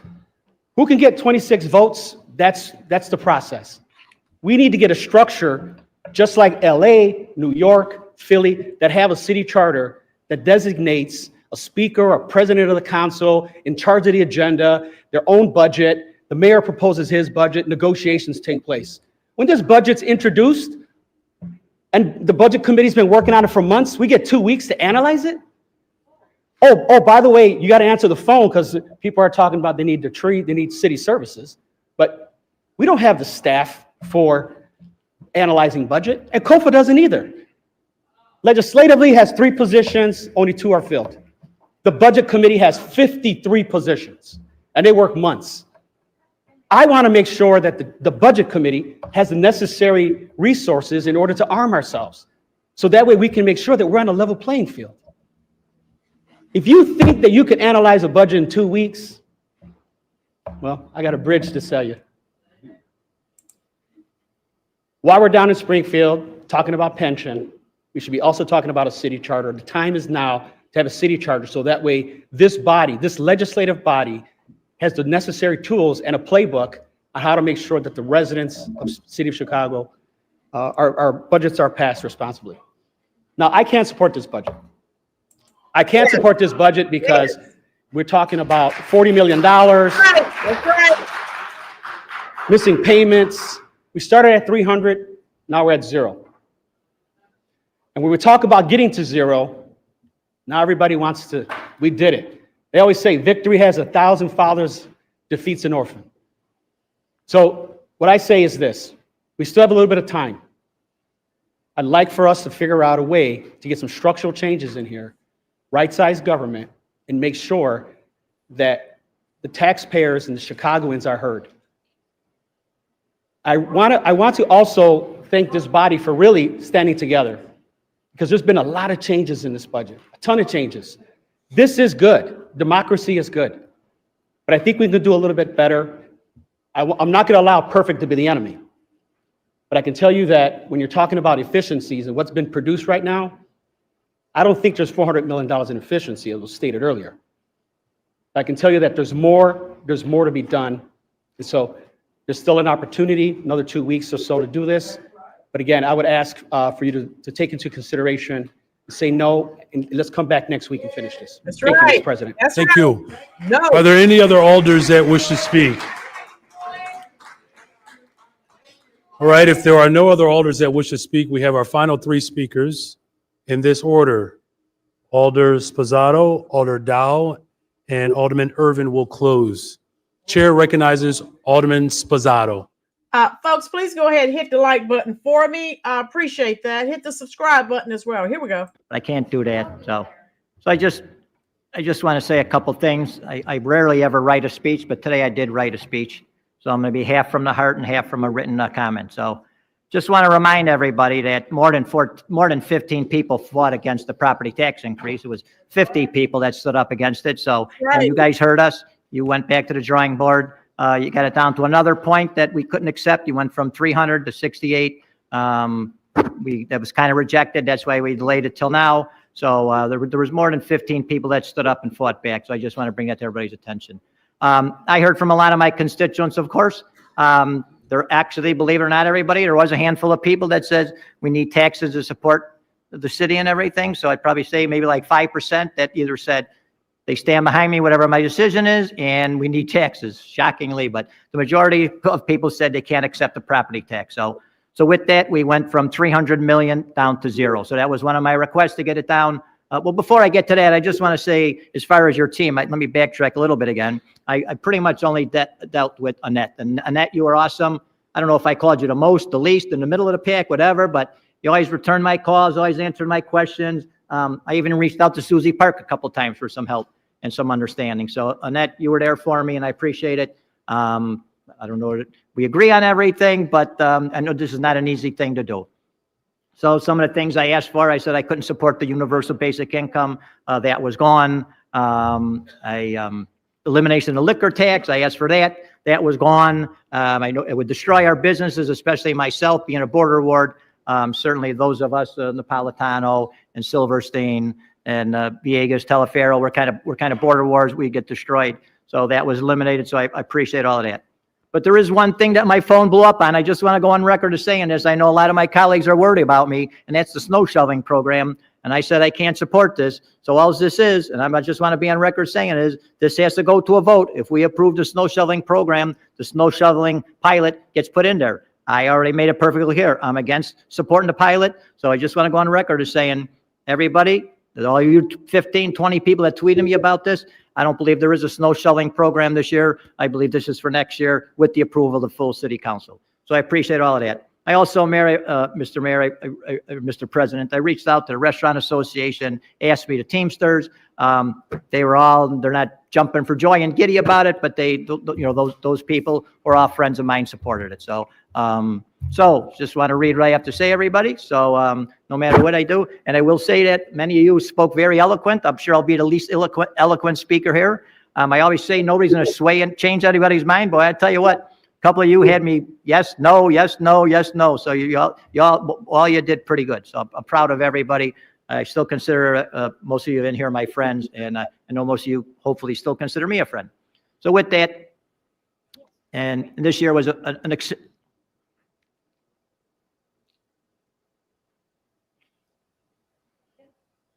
Take your time, sir. He's not talking. He's crying. Sorry. It's all right. Take your time, sir. This year's budget was a little hard on me because I lost a close family member.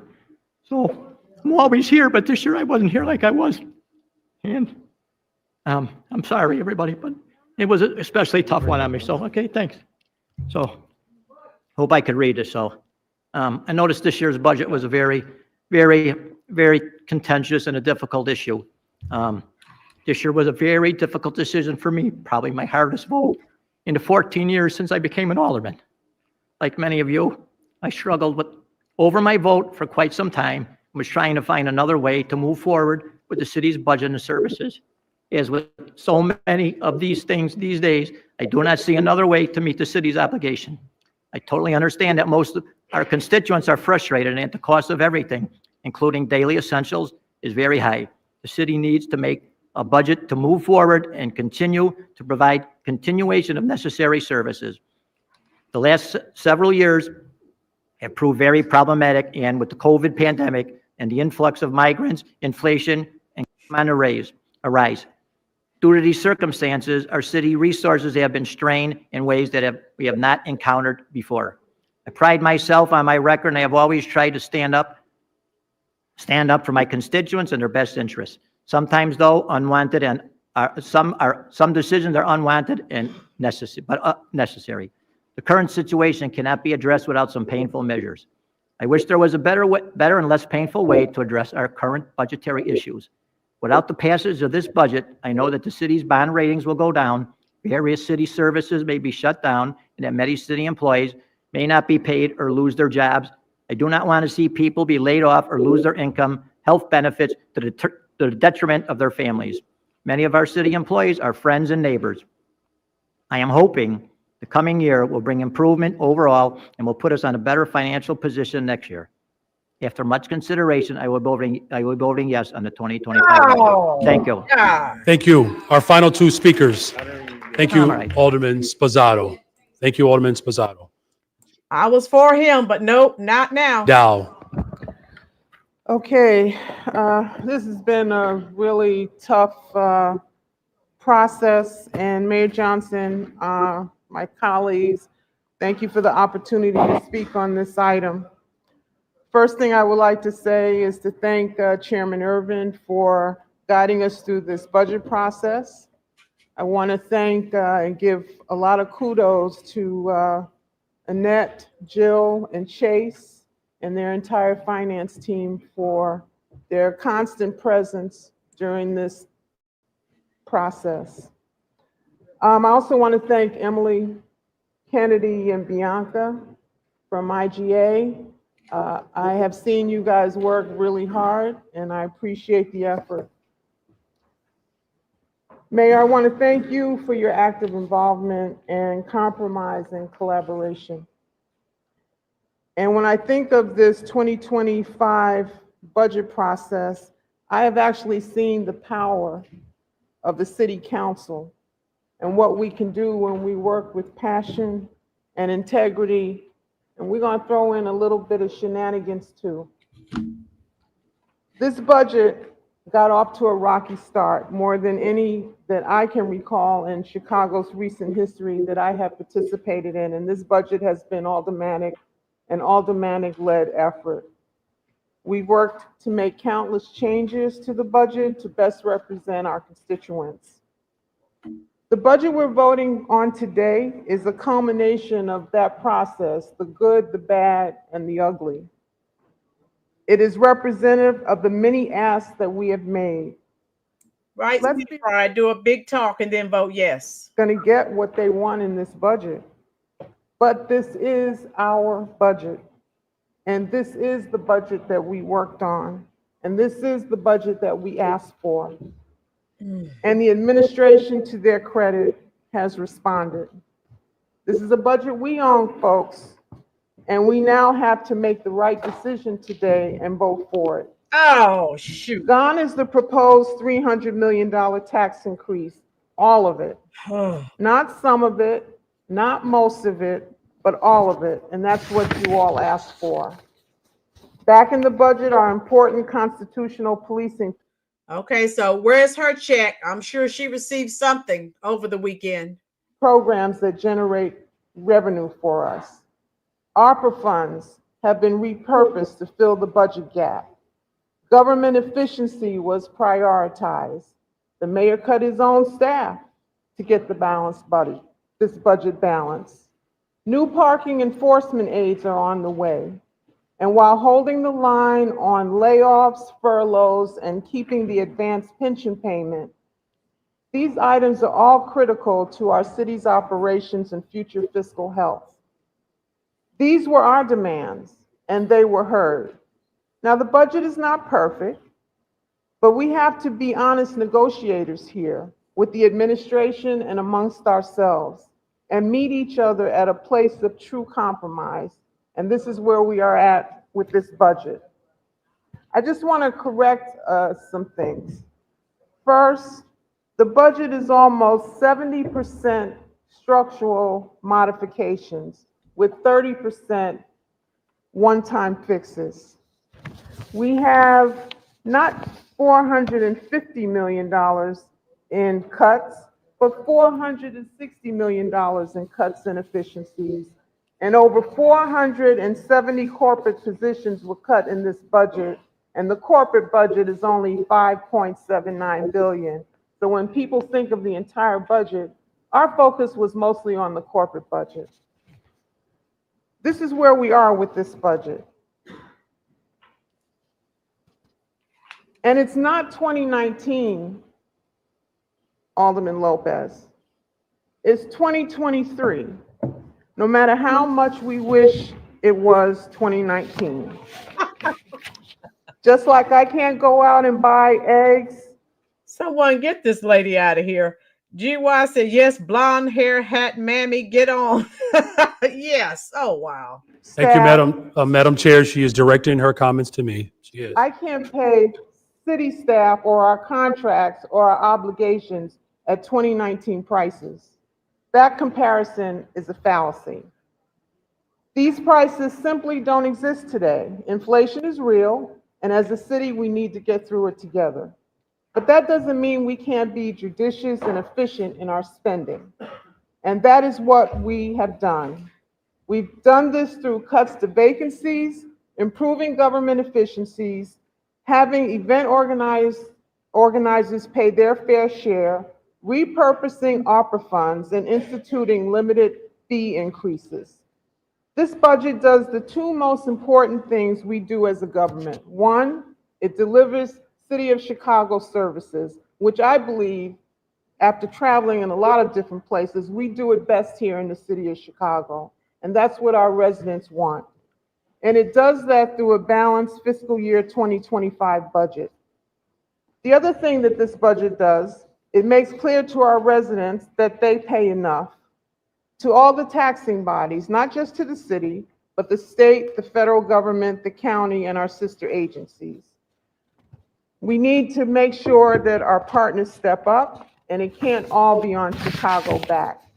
Wow. But until that happens, and I hope it happens soon, this budget makes responsible choices for the proper stewardship of our city. Oh, wow. And it's made all the more possible by the continued work of all of my colleagues right here in this chamber, who tirelessly advocated for the best budget we can for on behalf of our residents. So please, I ask you, like you have done throughout this process, be a part of the discussion and a part of the solution, and join me in supporting this budget and passing it. Thank you, Mr. President. Thank you. For our final speaker. Someone please find out how much her check was. Yeah, all that talking, blah, blah, blah, right, U.S. Army? Oh, my God. One item I do want to clear up before I go into the conversation, as it relates to a point that the alderman from the 42nd Ward brought up, relation to the substitute management ordinance. You're enjoying this content and this live. We're having a ball in the comment section, folks. Do me a favor and hit the like button. It won't cost you anything. I promise. We're at 75 likes. We've had over 500 people to come through. Hit the like button for us, folks. Here we go. We received these last two pages with the top page makes that correction. So just so that everybody knows and understand those items that were talked about as far as mid-year budget reporting and those provisions that were added to the management ordinance are still in the management ordinance and do not have an expiration unless the ordinance does not pass in its entirety. So I do want to make sure that we are all correct and clear on that. I do want to thank the staff and everyone that has provided us with all of the information and the like to bring us to here today. Our budget director, Annette Guzman, thank you for your help and your support. I know you're tired of my calls, probably all of our calls for that matter, in this process. Comptroller Chase, you two, we need to thank you for all that you all have done to help get us to this particular point on today. And finally, of our finance team, our CFO, Jill Jaworski. Again, I want to thank you all for leading us and helping us with information. I know that we had a ton of through the chairs this year and that you guys got them out as fast as you can. And so we appreciate all of your work and support. The staff from IGA, Kennedy, Emily, Bianca, Ugo, really thank you all for your collaboration and working with us, bringing things that were needed, answering questions, working with the departments and getting the information. U.S. Army, you hit the nail on the head. More BS before he lets you know he's a sellout. Yeah, how much was his check, U.S. Army? Exactly. Information to members of council and of the committee, Terry Marson, Ursula Coleman, thank you all for your help and support, as well as the members of COFA, the director, Janice and Dan. We appreciate you all's sticking around and working with this process as well. Every morning, my phone opens up to a particular portion of scripture. This morning, I thought it was going to say that everybody wants to go to heaven, but no one wants to die. But it did not give it did not give me that. Today it said, keep thy tongue from evil and thy lips from speaking guile. And with that, I'm going to be on my best behavior. My mother called me and said, hey, I know this has been tough. I know this has been challenging, but through it all, we will get through this and get there. Again, what if? So apropos, what if we went back to 2005 and didn't sell the Chicago Skyway? What if we went back to 2008 and did not sell the parking meters?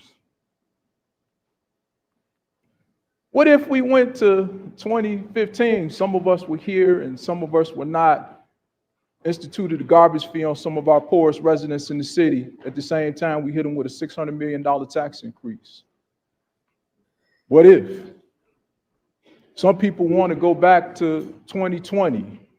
What if we could do that? Excuse me, Alderman. Thank you.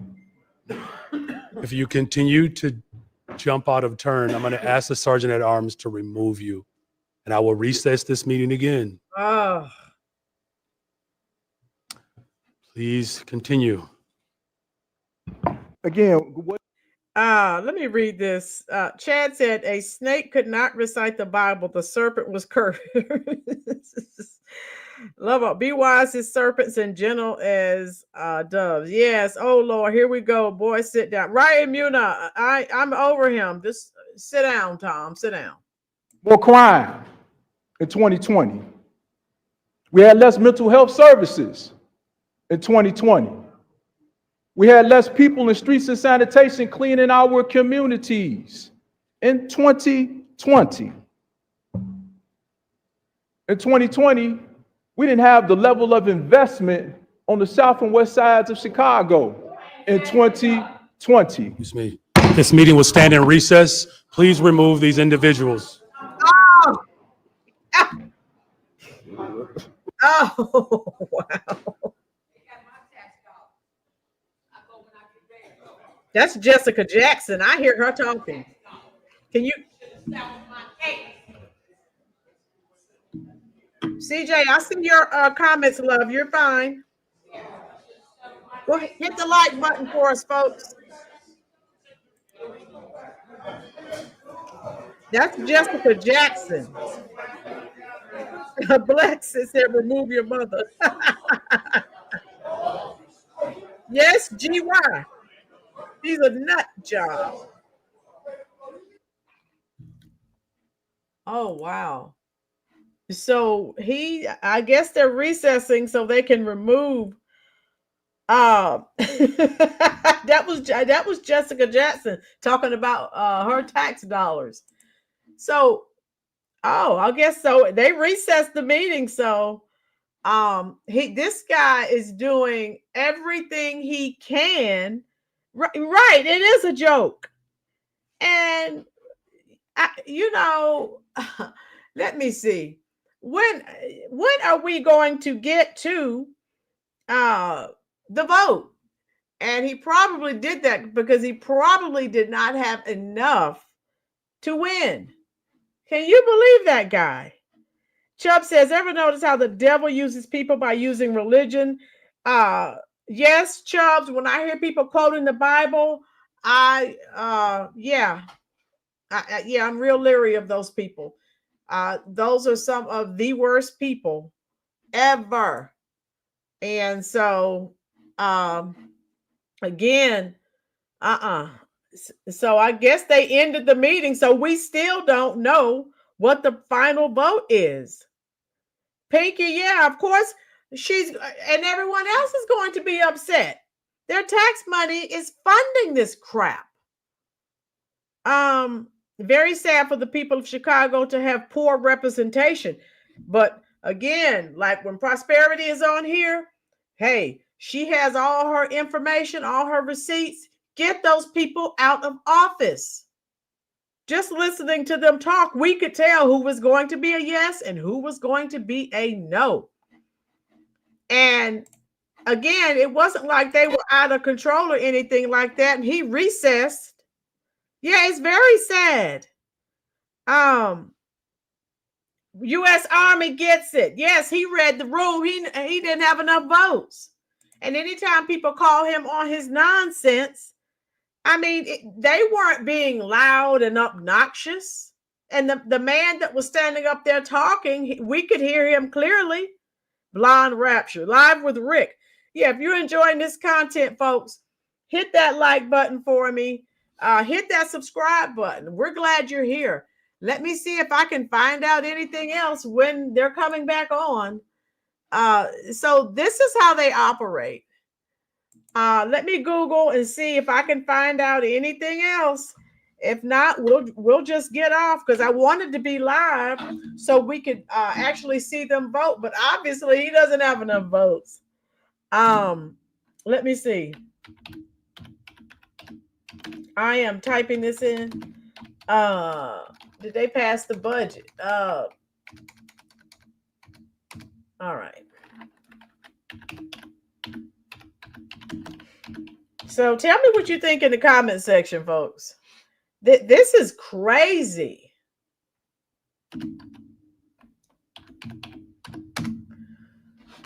Oh boy. I mean, this is totally crazy. Budget. Okay. So yeah, so they recessed.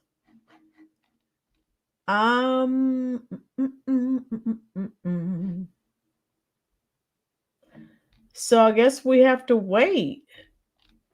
Oh man. Unbelievable. So anyway, yeah, I wanted to be live with you. Let me see if Prosperity, let me text Prosperity really quickly. And see what she has to say, and then we'll get off. This is his MO.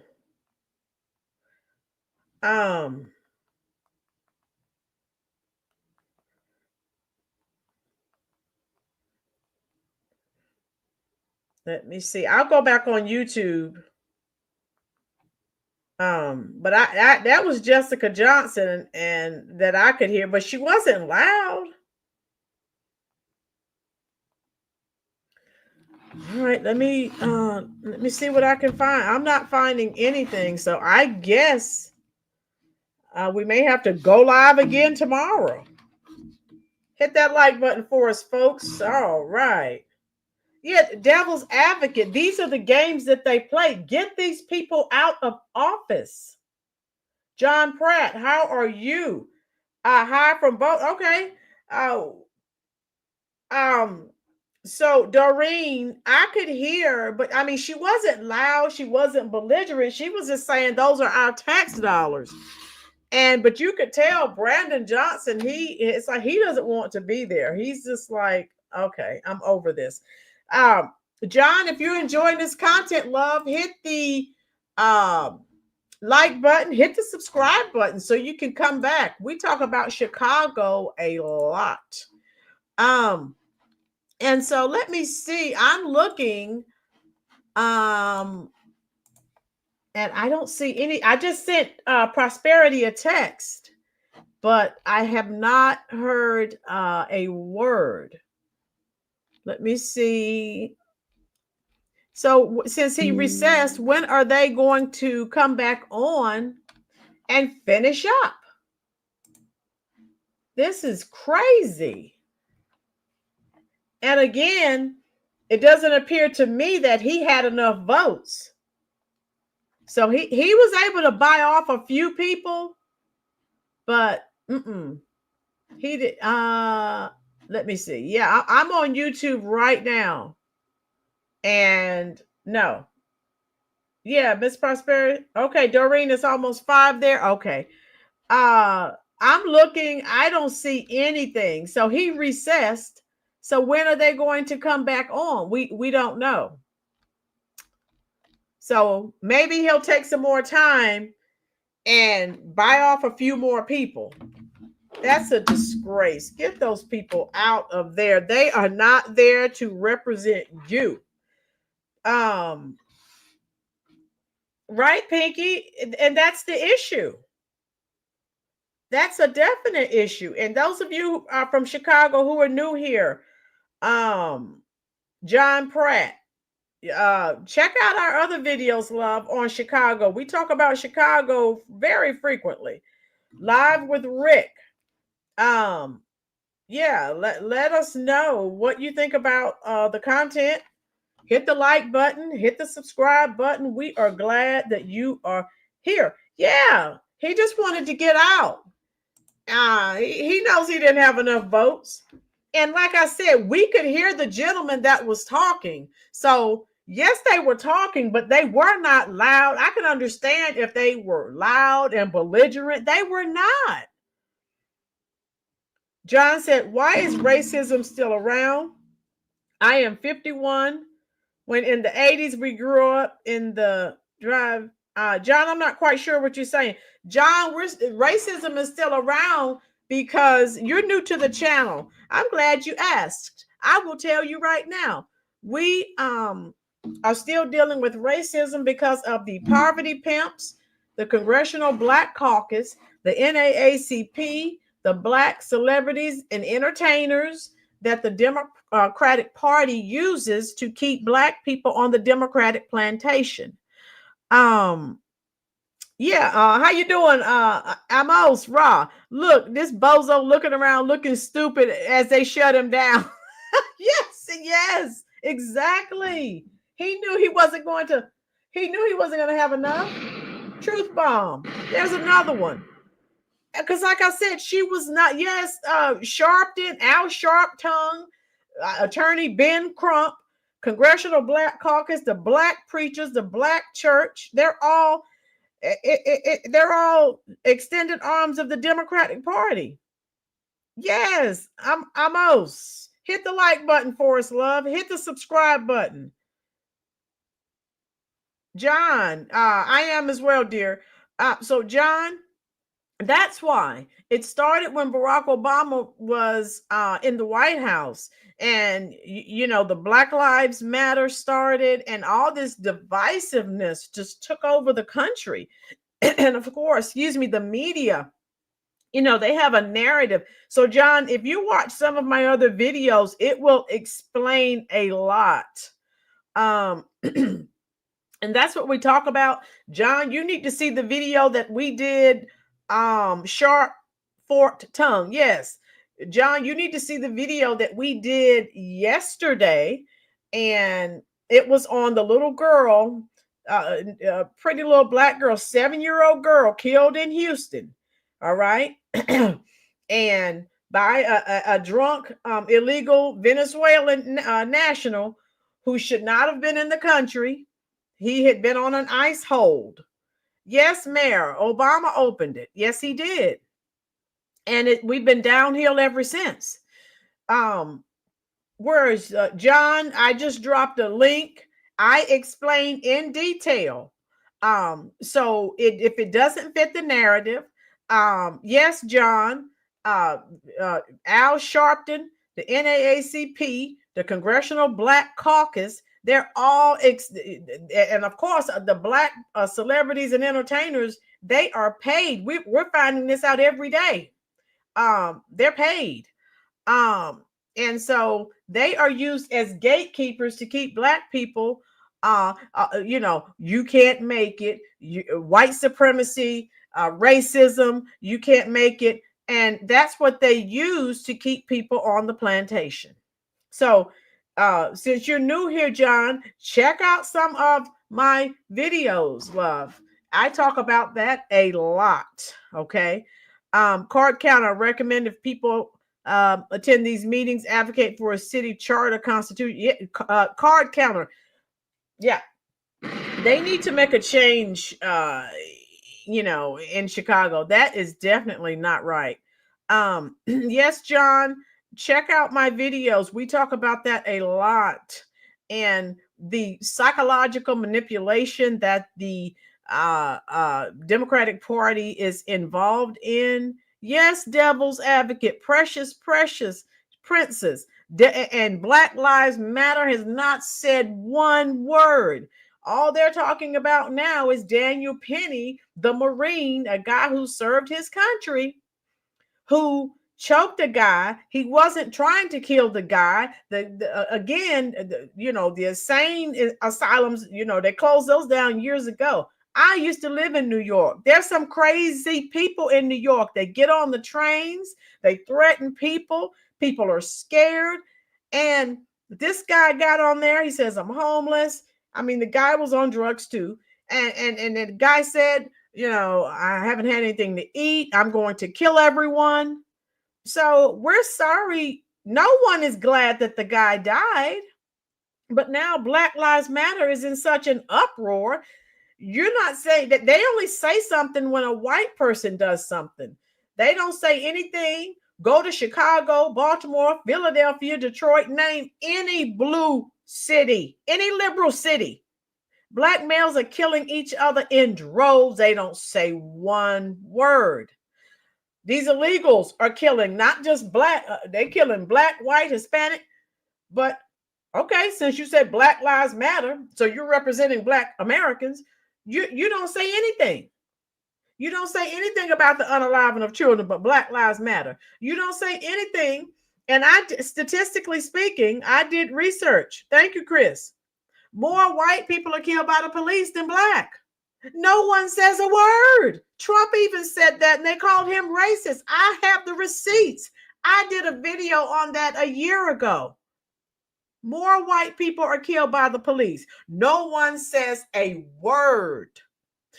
When a black person is killed, oh God, the world is coming to an end. So all I'm saying, yes, they're dividers. All I'm saying is everyone's life is important. And if you're going to talk about the black people that are killed, why not talk about the white? That's what I'm saying. It's not right. Yeah, I came on too early, CJ, for Blackson. I wish Blackson was on here with us. I know he would have some great comments. Oh, don't worry. He's coming back. We may go live tomorrow. It just depends on what happens with this budget. Blackson's coming on because, we have to get into it. Because he has a lot of insight, and he knows a lot. And he brings so much to the show. And, illegals, squatters, taking over people's homes, nothing is done. Yeah. So Black Lives Matter. You're here for Black Americans. Why aren't you doing anything? Why aren't you in Chicago? They are taking Black people's homes, properties. Gentrification is what's going on. The Black people have pretty much been replaced. I don't see you in Chicago because that doesn't fit your narrative.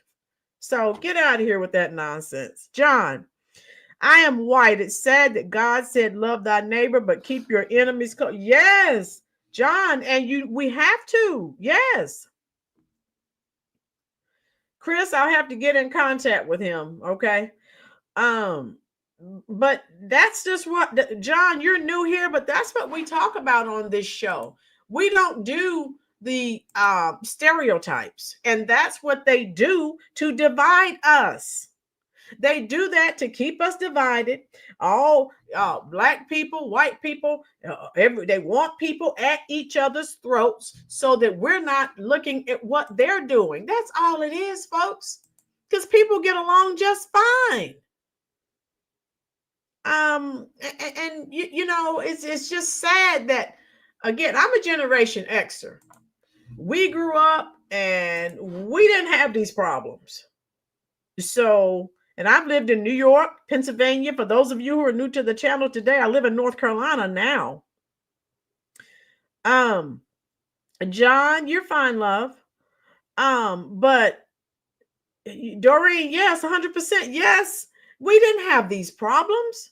We got along just fine. And now, they try these race hustlers, these poverty pimps. That's what they do. They're gatekeepers. CJ Parks, here in Oklahoma, we have a term we like, pump action. There's no illegals in. Yeah. CJ, you've heard me say that's why I'm in North Carolina. I would never live in New York again. I've lived in Pennsylvania. I loved it, but I'm in North Carolina and I'm locked and I'm loaded, if you know what I mean. I would never live in New York again. That's crazy. And again, John, this guy got on and then now his father's trying to sue Daniel Penny. Where were you? And all his family's they're all upset. You knew this guy was homeless. Oh, but now you're so concerned. When he was homeless, you weren't opening up your home to your relative. But now that he's dead, get out of here. It's a money grab. And Black Lives Matter, let's be real, they aren't really relevant. Just go away. They took in millions of dollars. They went and bought themselves mansions. If you were so concerned about Black lives, why don't you didn't take millions of dollars. You could have done that and gone to some Black communities and helped some of these people with, drug problems and mental health problems. But no, you went and bought mansions. Priorities. Hit the like button, folks, if you're enjoying this. Amos, look at Mayor Bozo John standing up there like it. Yeah. Good, John. We're glad that things are working out for you, love.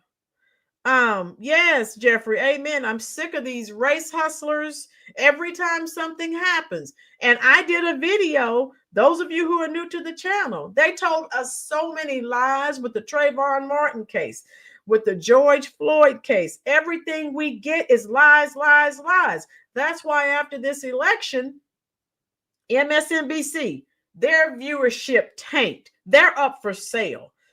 CNN, the Clinton News Network or the Communist News Network, MSNBC or MSDNC, all they've done is lie to the American people for years. They've finally been exposed, and now they really are failing, and I love it. Joyless Reed told, yeah. So they're so salty, telling people don't spend time with their family if they voted for Trump. And what kind of foolishness is that? That's not from God. Everything they talk about is from the devil. I don't want to be a part of any of that. C. Fryer, the only Black lives that have mattered are their own. Truth bomb, yes. Exactly. CJ Park, you have Dobermans. Oh, they'll eat you up. Okay, yeah, they're pretty rough. They stole so much money and zero for the Black people, right? C. Fryer, what was it? A freaking Ponzi scheme or pyramid scheme? That's all they did was collect money. Card counter, advocate for aldermen wear body cameras. When in city chambers, a lot of corruption. Yeah, because Chris May, Overkills. How you doing, love?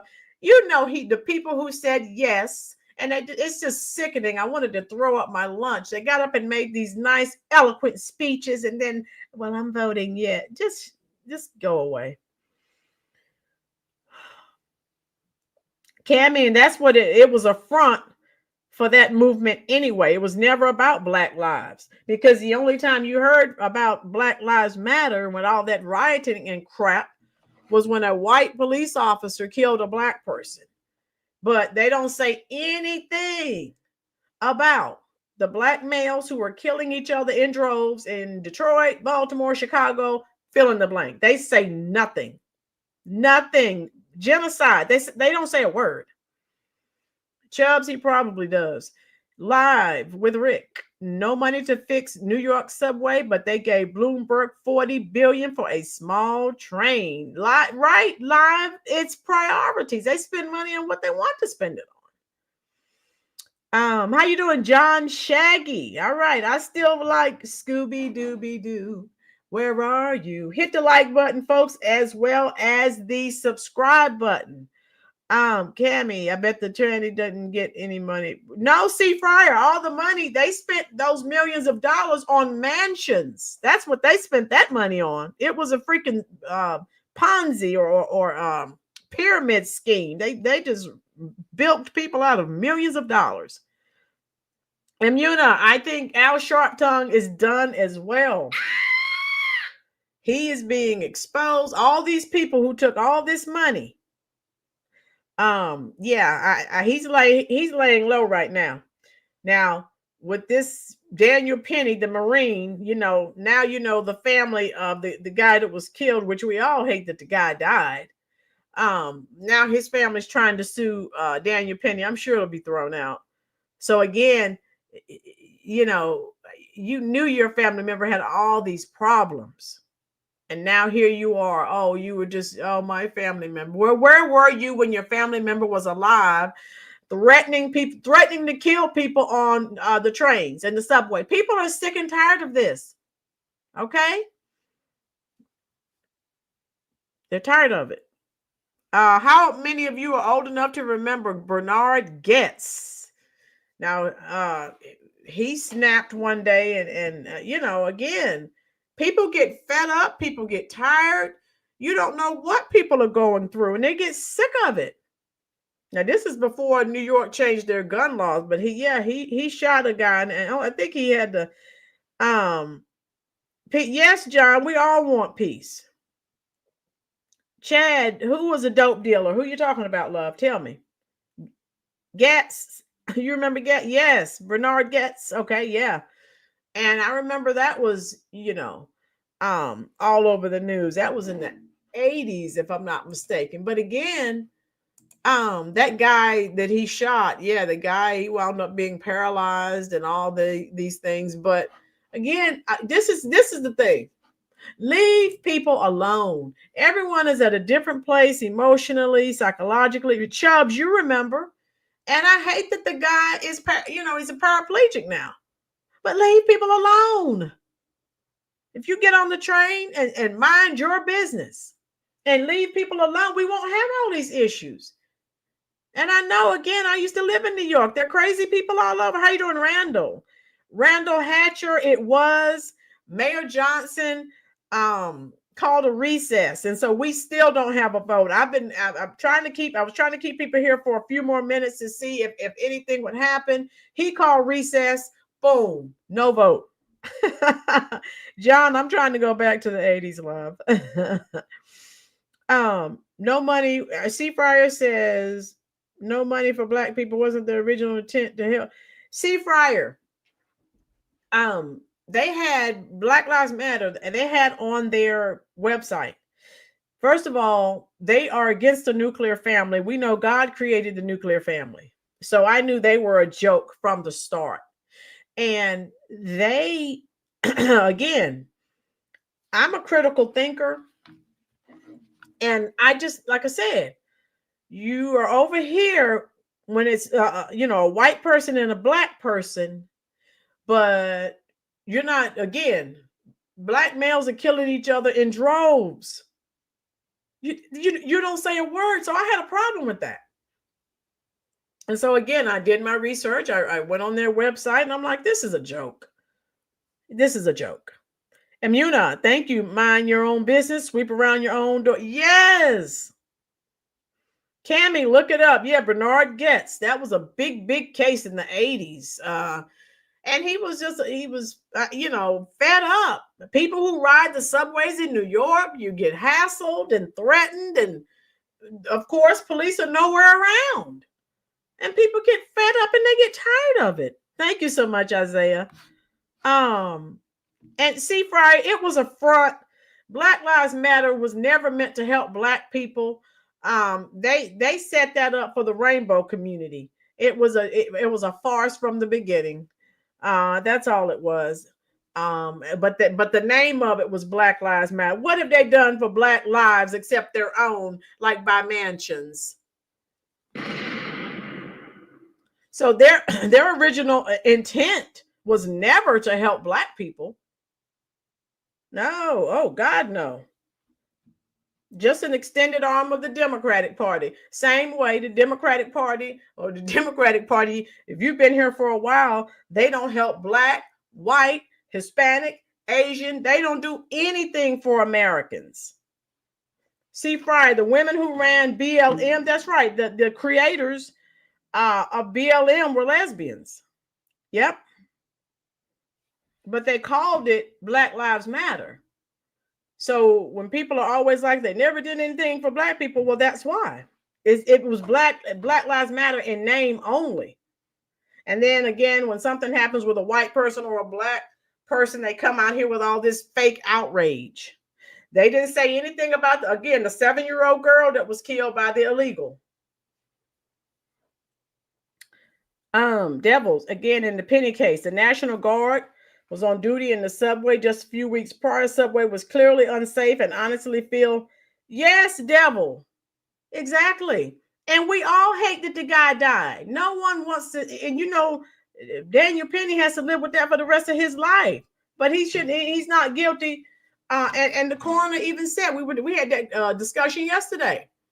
And then the guy was on drugs, so no, that's not how we're doing this. And so,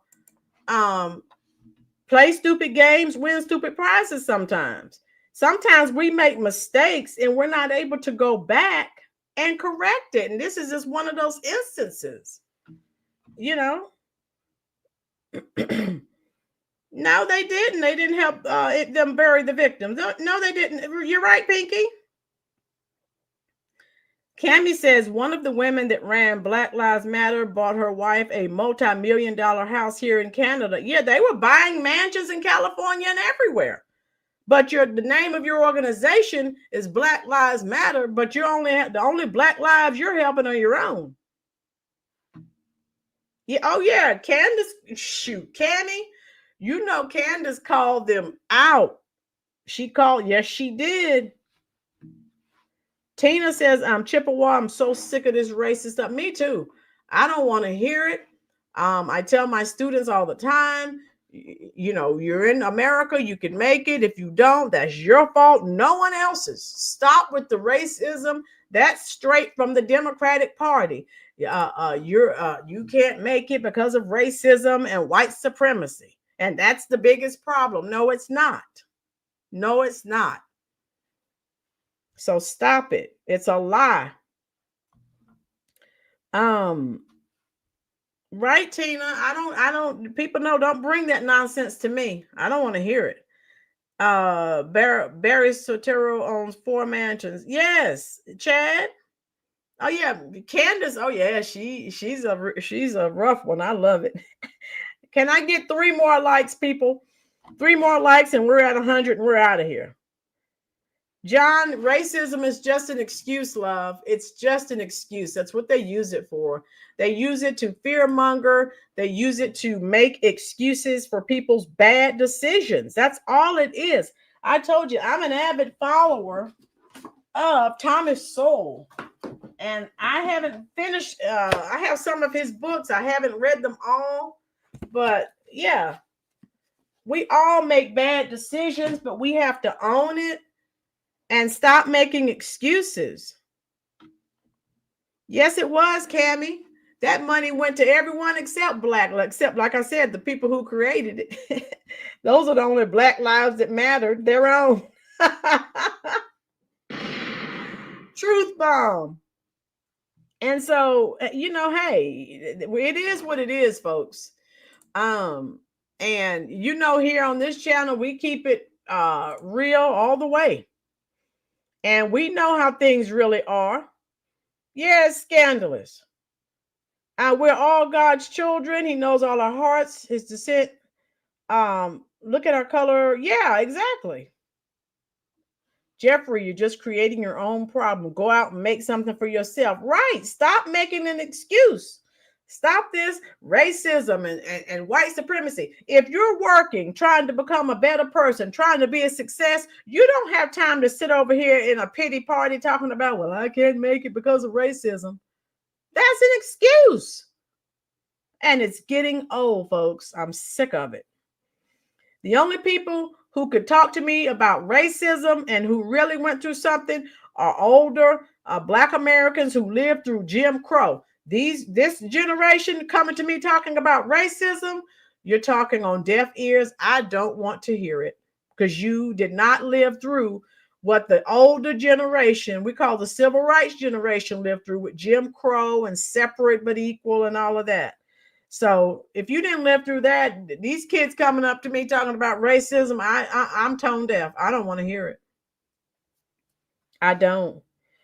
And so, like I said, folks, I'm still looking. I don't see anything about the budget. Brandon Johnson may be somewhere. He may be somewhere having another panic attack. He may be back on his way back to the hospital having an anxiety attack. I don't know where he is.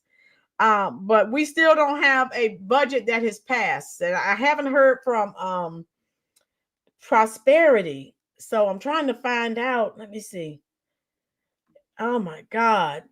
I wish she would call or text, but I don't know. Yeah, I'm checking right now my text messages. I still haven't heard from her. So yeah, that's all I have for you now, folks. And Muna said Brandon is gone. Yeah, he's gone. He knew he didn't have the votes. Thank God. So he got to some of them, but some of them are standing firm. But you heard Prosperity, Jessica Jackson, all these other people are telling them we're coming for those seats and you will not be there. You know, Prosperity was standing there with their names and everything. She had all her receipts. Devil's advocate I think he, like I said, he may have had another panic or anxiety attack. Yes, John. Yes. Thank you so much. Yeah, if you enjoyed this show, share this content out, folks. I love you. I do. You are the best subscribers on YouTube, the best moderators on YouTube. And hey, we're going to continue to expose people. I don't give a care. You know, I don't care. If you wrong, you just wrong. You know, Blackson, he'll be back. And you know, we call people out. Thank you so much, John. When you share it, tell people to like, comment, share, and subscribe. And also to help push this video out some more. Once I end the live, if you will, folks, if you're not busy, if you remember, go up under the video and leave a comment for me, please. Thank you, Jeffrey. Oh, yeah. We have all of us working here in unison. We're all working together. John, I just want peace as well. Chad born in 76. All right. You are a Generation Xer. Generation Xers are running it. Yes. And so, yeah, I'm going to let you go. Again, leave a comment. And I have some channel t-shirts and some ballpoint pens. Those of you who have been coming on a regular basis, I'm going to have you to email me. I'm going to start mailing out t-shirts and pins. I also have a couple of keychains as well. And so I appreciate you too, Devil. I really do. And, you know, we just have to continue to support one another, continue to expose these frauds. Yeah, Blackson's probably still out driving his truck. Yeah, he's making his money. Yeah, C. Fry, I've enjoyed you all. Don't stop thinking about tomorrow. Don't stop. It'll soon be here. It'll be here better than before. Yesterday's gone. Yesterday's gone. You know I had to sing some Fleetwood Mac. Now, come on. Yes. You know me by now. Knowing me and knowing you. There is nothing we can do. Knowing me and knowing you. We just have to face it this time. We're through. You know, I love ABBA too. I have their greatest hits. I appreciate you. I love you. I'm going straight to the comment section. And again, if you have time, even once we end the video and the live stream has ended, leave some comments, folks, up under the video all throughout the night. I will be responding to your comments. Thank you so much for spending your very valuable time here at the Rollins Reviews YouTube channel. Yes, Fernando. Oh, yes. Music therapy. Yes. And Dancing Queen, of course. Ario Speedwagon Chad. Said I'm gonna keep on loving you. 'Cause it's the only thing I wanna do. Now, when Kamala was refusing to grant interviews, I was singing, heard it from a friend who, heard it from a friend who, heard it from another, you've been running from interviews. Remember, she went, what, 40 plus days without giving an interview. Yes, Cammie. Fernando, oh my God. Music therapy, I'll have to get my voice together for that. I love Fernando. So we're out of here, and I'm gonna talk to you in the comment section. John, I've been here, love. Make sure you hit subscribe and make sure it's on all, because I'll be live either tomorrow or Wednesday. I love you too, Isaiah. I hope you enjoyed your birthday. Chris, yes, love. Either what's tomorrow? Either Tuesday or Wednesday we'll be live again. So again, folks, leave comments. We could it will trigger the YouTube algorithm if you leave a lot of comments in the comment section, and I'll try to keep up with them tonight, and I'll respond to you. Blondie's the best group after the Rolling Stones. The tide is high, but I'm moving on. I'm gonna be your number one. One of the best songs ever written. What's hell to love and it was a gas. I have their greatest hits too. Soon found out, had a heart of glass. Oh my God, don't get me singing Blondie. Call me. All right, we're out of here. I will answer your comments in the comment section, and I'll see you now. John, you can't do that until I end the live stream. So give it a few minutes after I've ended the live stream. Up under the video, under the description box, you can leave some comments, and I will definitely respond to you, love. Mwah. Thank you all for being here, and I'm coming to the comment section in the live stream right now. See